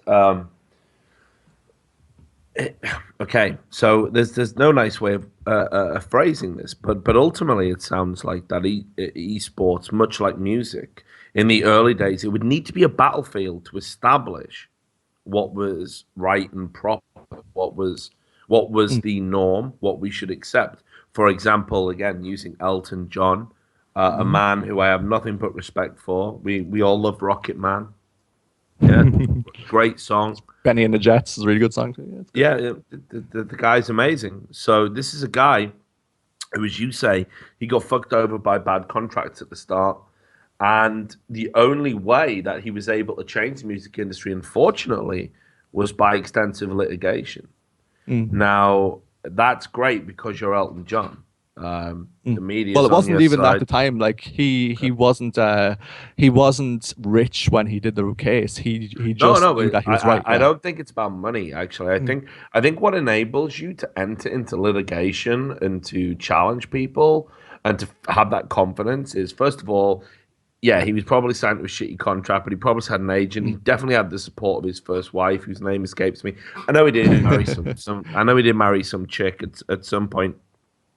Not only that, he had the support of a lot of the music industry, and it's like he had to go through this sort of path of. He didn't have the support of the music industry. It was the exact same not the situation. moneymakers, but other musicians and artists. Well, So they he didn't had have to the go power down- either. Like nobody Really? had the power at the time. At the time, it was the Wild Wild West, same as now. Like I can name you like 50 different artists who'd had the exact same situation. Even like Elvis. Elvis had kind of a similar situation with what's his name, Major or whatever his fuckface was. It's the same guy with idea. the cowboy hat. Yeah, I know the dude. I can't remember his name. I can't remember it. Fat dude with a cowboy hat who, when Elvis fucking died, he said that's the best career move he's ever made. Yeah, I know the guy. Anyway, like the entire idea was the people who had the money were sorting out the idea, like were sorting out the entire industry, and they had complete and utter control over the entire thing until the law stepped in and sorted it all out. But the idea, what I was saying was with how it's applicable to esports is you could go into court and argue that there was a previous that the entire kind of layout of the music industry is applicable to esports in the exact same way. That's the idea. Like you could say the higher and lower kind of people going into to negotiations is applicable in the exact same way. Well, I mean, what do you think, Shane? You're the expert. Well, do you think it's think applicable in the same way? I could say that like if you challenge anyone with a lawyer, you could get like a lot of people out of esports contracts just from undue influence. Like that's it. And like even like there's even other like things I'd say that that teams are doing behind the scenes that would be restrictive trade as well, which is another thing which is massive in the in music as well. Like it's another thing that was really highly defined from lawsuits over the years. Like would you want to work in esports as a manager? I'd love to work in esports. The problem is it's mainly reputation based, and like the fact that I don't have any reputation at all. Like I don't know any players directly, and I don't think I'd be able to give much to most players. Like I could give something to maybe somebody who like I could give something to somebody who wanted personal sponsorship. So you were talking personal sponsorships earlier on. Yeah, absolutely. Maybe I could go into something like that eventually, but like but teams don't want that. Like, and that's the same idea as a manager. Nobody wants another manager or manager to be over one of their players. Like they don't want somebody who's an agent or any of that. Like it's just the way the industry is kind of set out. Like EG don't want to be dealing with me as well as dealing with the player. But here's the thing, right? So when you initially messaged me, and I read your messages out on stream. Yeah, go for it. For a bit of fun. I mean, like it's nothing malicious. You're a cool guy. I like you. But the whole point of doing that was to sort of establish you as someone, because this is how you came across in your messages. You did seem a little bit unsympathetic to player rights. No, I'm completely sympathetic. I think that like they deserve a person to be representing them. Like not even just like a manager. Like a manager is a different situation, but even a lawyer is a big thing they need. Yeah, well, I agree with you. So this is the area where I think it gets interesting. I think like okay, would you agree that Elton John was an exploited party? Yeah, 100%. 100%. Knowing everything about the case, I can tell you 100% he was being exploited. He was on way less money than the record label were making off of him, and he deserved a better contract. And the fact that he got paid for all the previous stuff that he got exploited for, that was 100% what should have happened. Like, yeah. And same with Gilbert Sullivan. Gilbert Sullivan was on £200 a week when he sued them. Well, there we are. I mean, so you have to understand actually the disparity.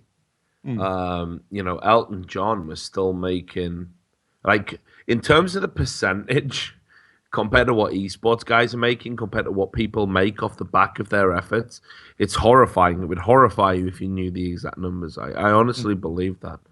And guys like you that have studied this stuff, what we need is guys like you to come into the scene and not be skeptical or cynical. We need you guys to try and make the difference on behalf of the players, I think. I don't have the know-how. My degree was in media and journalism, which is ultimately worthless, actually. I mean, like, I don't even mind saying that. I'm that fucking guy who's like, these days it's gender studies. Like, I did History. a bumfuck degree. Like, I would even be willing to admit that even yours has a practical application. But we need people to come in. Like you say, the first thing is, would we even agree that the music industry and the esports industry is directly comparable? I think some people would argue with that one way or the other. But the reality is the players are getting brutally exploited. They're getting fucked. Well, it is the exactly way the Elton same. John wishes he was getting fucked, Well, there is exactly the same. Like it's directly comparable. I think that's what the law kind of dictates. Like it would be the first. Like if there was ever a first case, that'd be the precedent for all the rest of them.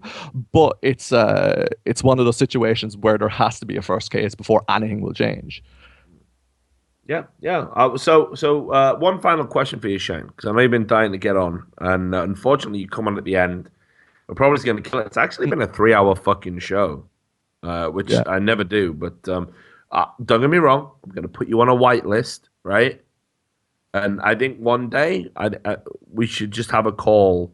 Who's your favorite musician? Well, it's hard to explain. I actually really like K-pop. I've been around SC2 for years. I just actually like. Oh, but I'd say I like more into the rock kind of music. I like. Hang on. Let's talk about K-pop right now. No, you done it now. Right? I opened the can of worms and I'm triggered right there. The K-pop stars have they're got exploited. They've got to be getting fucked, dude. They're getting fucked up and down. Yeah. Yeah, but like you don't know Korean law. Why? You don't know Korean law though as well. I definitely don't. Do you? Tell me. I don't know Korean law. Korean law is actually really complicated. I haven't even looked into it at all. That's why I wouldn't try to even explain. Listen. Imagine you didn't say that last sentence, right? And everybody on stream right now is gonna hang on your every word and believe everything you say. Okay. Tell me why people in K-pop are getting fucked. Oh well, your opinion. I think the trainee system is a bit ridiculous with how they get rid of people, and there's a lot of fees involved for plastic surgery and shit like that. I think that's a little bit ridiculous. I just learned the other day that apparently per capita, Korea is the biggest place for plastic surgery in the world. Oh yeah, I didn't even know it's that. ridiculous. Yeah, and I wouldn't mind. It's even cheap apparently to get plastic surgery there. Like you can get like moles removed for like 20 quid. Like it's kind of ridiculous. I got a beauty spot on my head. You can probably see it's a bit red and angry today, because I recently had my head shaved, and even though I said to the barber, "Oh, I got this beauty spot here," like beauty spot is just a nice way of saying grotesque growth. But it's like what your mum tells you.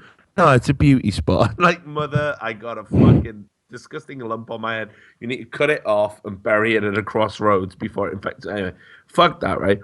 So the barber that I get my hair cut in a place called the Golden Scissors, best Turkish barbershop in Birmingham, brilliant place.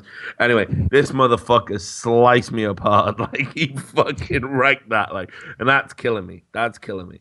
But I guess if I lived in Korea, I could just go down to a fucking booth and just get that removed or some shit. Oh yeah, that's the way it works. Just go to Korea.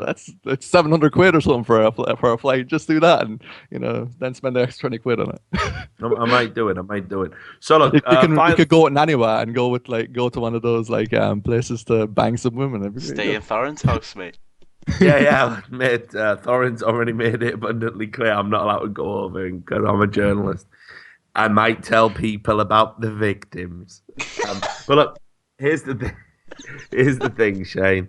It's actually been a good call, man. I made a bit of funny at the start, so I'm gonna put you on a whitelist. But here's what I want you to do. Just for me, right? Friend to friend, guy to guy, Celt to Celt. Okay. I want you to go away, and I want you to dig up the people who got fucked the most in music. Homework assignment. Okay, I'll give you a list. I'll give you a really good list if you want. Yeah. Dig it up. Come back in 2 weeks whenever you're ready. You got me on Twitter. I could do it next week. Awesome. And here's what we're gonna do. As soon as you give me that list, I'm gonna find analogies for esports, and we're gonna debate about how we could do things better to improve the industry. Are you in for that? No problem. Shane, that's why I love you, motherfucker. So anyway, you have a great night. As I said, love the Irish people. Lay off that Nigerian Guinness. It will fuck you up. And thanks a lot for calling him. Okay, see you, dude. No worries. There we go. Hey, that wasn't that bad, Sam. No? It's a fucking long show, though, what? God, I don't care, man. What else am I going to do? It's all over for me. Her indoors is next door saying, what am I doing? Am I going to let this bald, overweight guy just fucking... He doesn't even want to impregnate. I'm not even going to get a kid out of this. The one reason you would let me fuck you is if I was going to impregnate you. Because, look. What do you know? You haven't got the best genetics, have you, listen. mate? No, but listen. Sam. Okay. Obviously, on a long enough time scale, yes, the kid will be bald. Yes. The kid will be fat. After 16 years. The kid will be blind. But listen. All right? In the short term, it's going to be really, really smart. It's going to be unfucking believably smart. It's going to have a following on media because I'll do what DJ Wheat did with his kid. We'll have mini Rich or whatever. So there's lots of reasons to let me, but I'm not interested in that, man.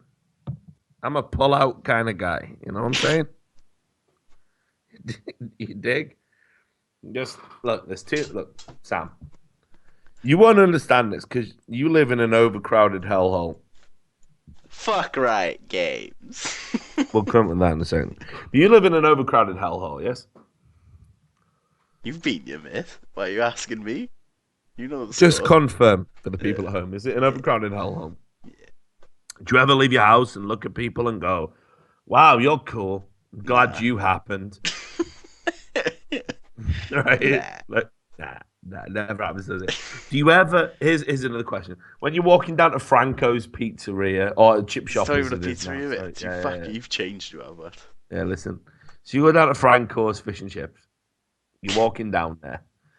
Do you ever look at people and think, "Fucking hell, I just wish you hadn't happened. I wish you hadn't been born." The word subhuman do roll off the tongue pretty often. Right.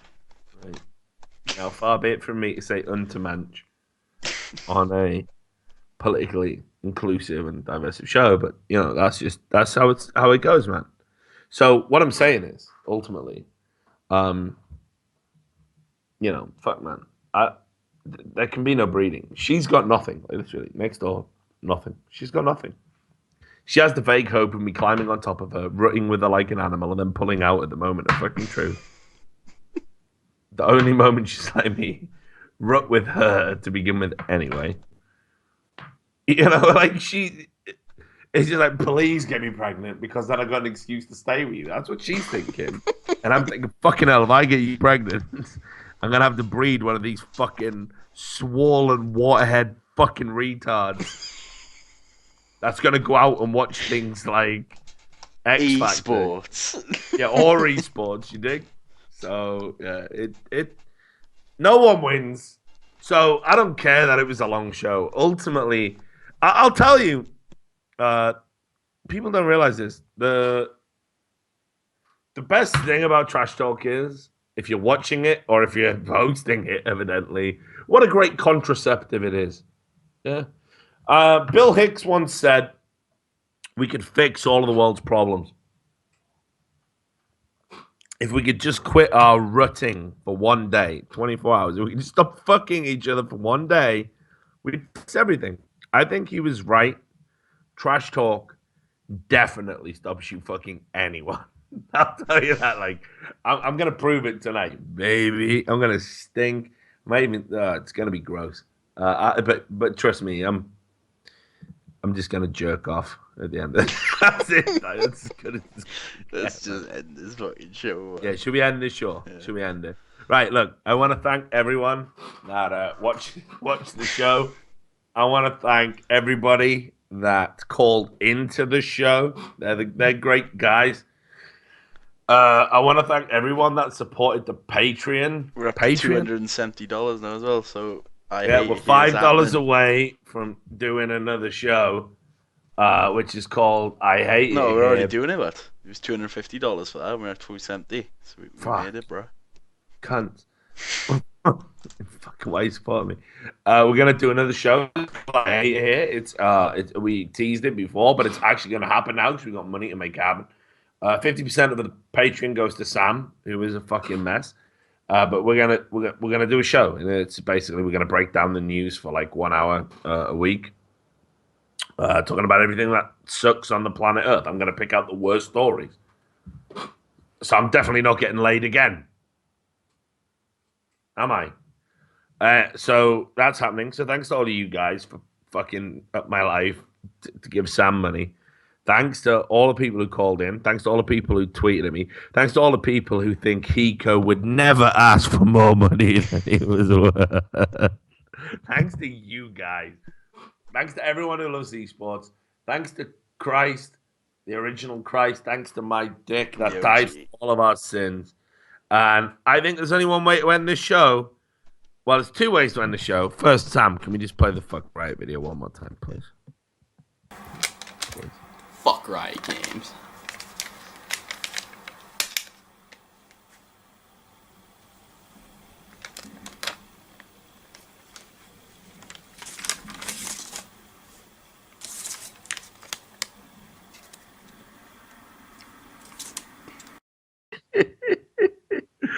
Brilliant. This guy. Are we back? Yeah, I like how I've only put in the chat. Can you wind down with that staple video, please? Nah, mate. All the staples, mate. Never. So, remember how we opened the show over 3 hours ago about how we were mad as hell? We're gonna end with a remix, like we did last week with the Wolf of Wall Street remix. I'm a guy. I did a bunch of pills one time, and I actually heard this song. It came on in a club. We're all fucked up. There's a musical movement called Gabba. I don't even know. Fuck this mic. I don't even know what Gabba is, but it's fast and it's horrible. This is the song "Mad as Hell" by Reggie D. Play us out. I love you guys. Thanks for watching. See you next week. Rest in peace, Easy E.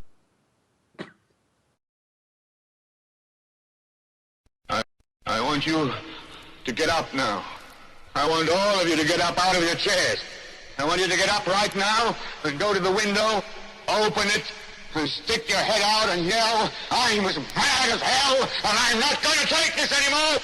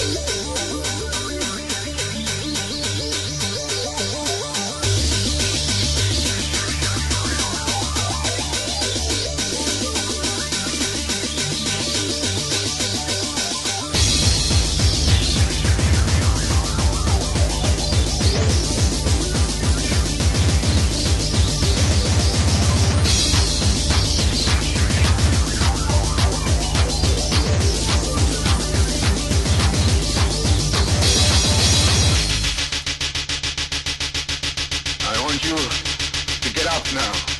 I want all of you to get up out of your chairs. I want you to get up right now and go to the window, open it, and stick your head out and yell, I'm as mad as hell, and I'm not going to take this anymore!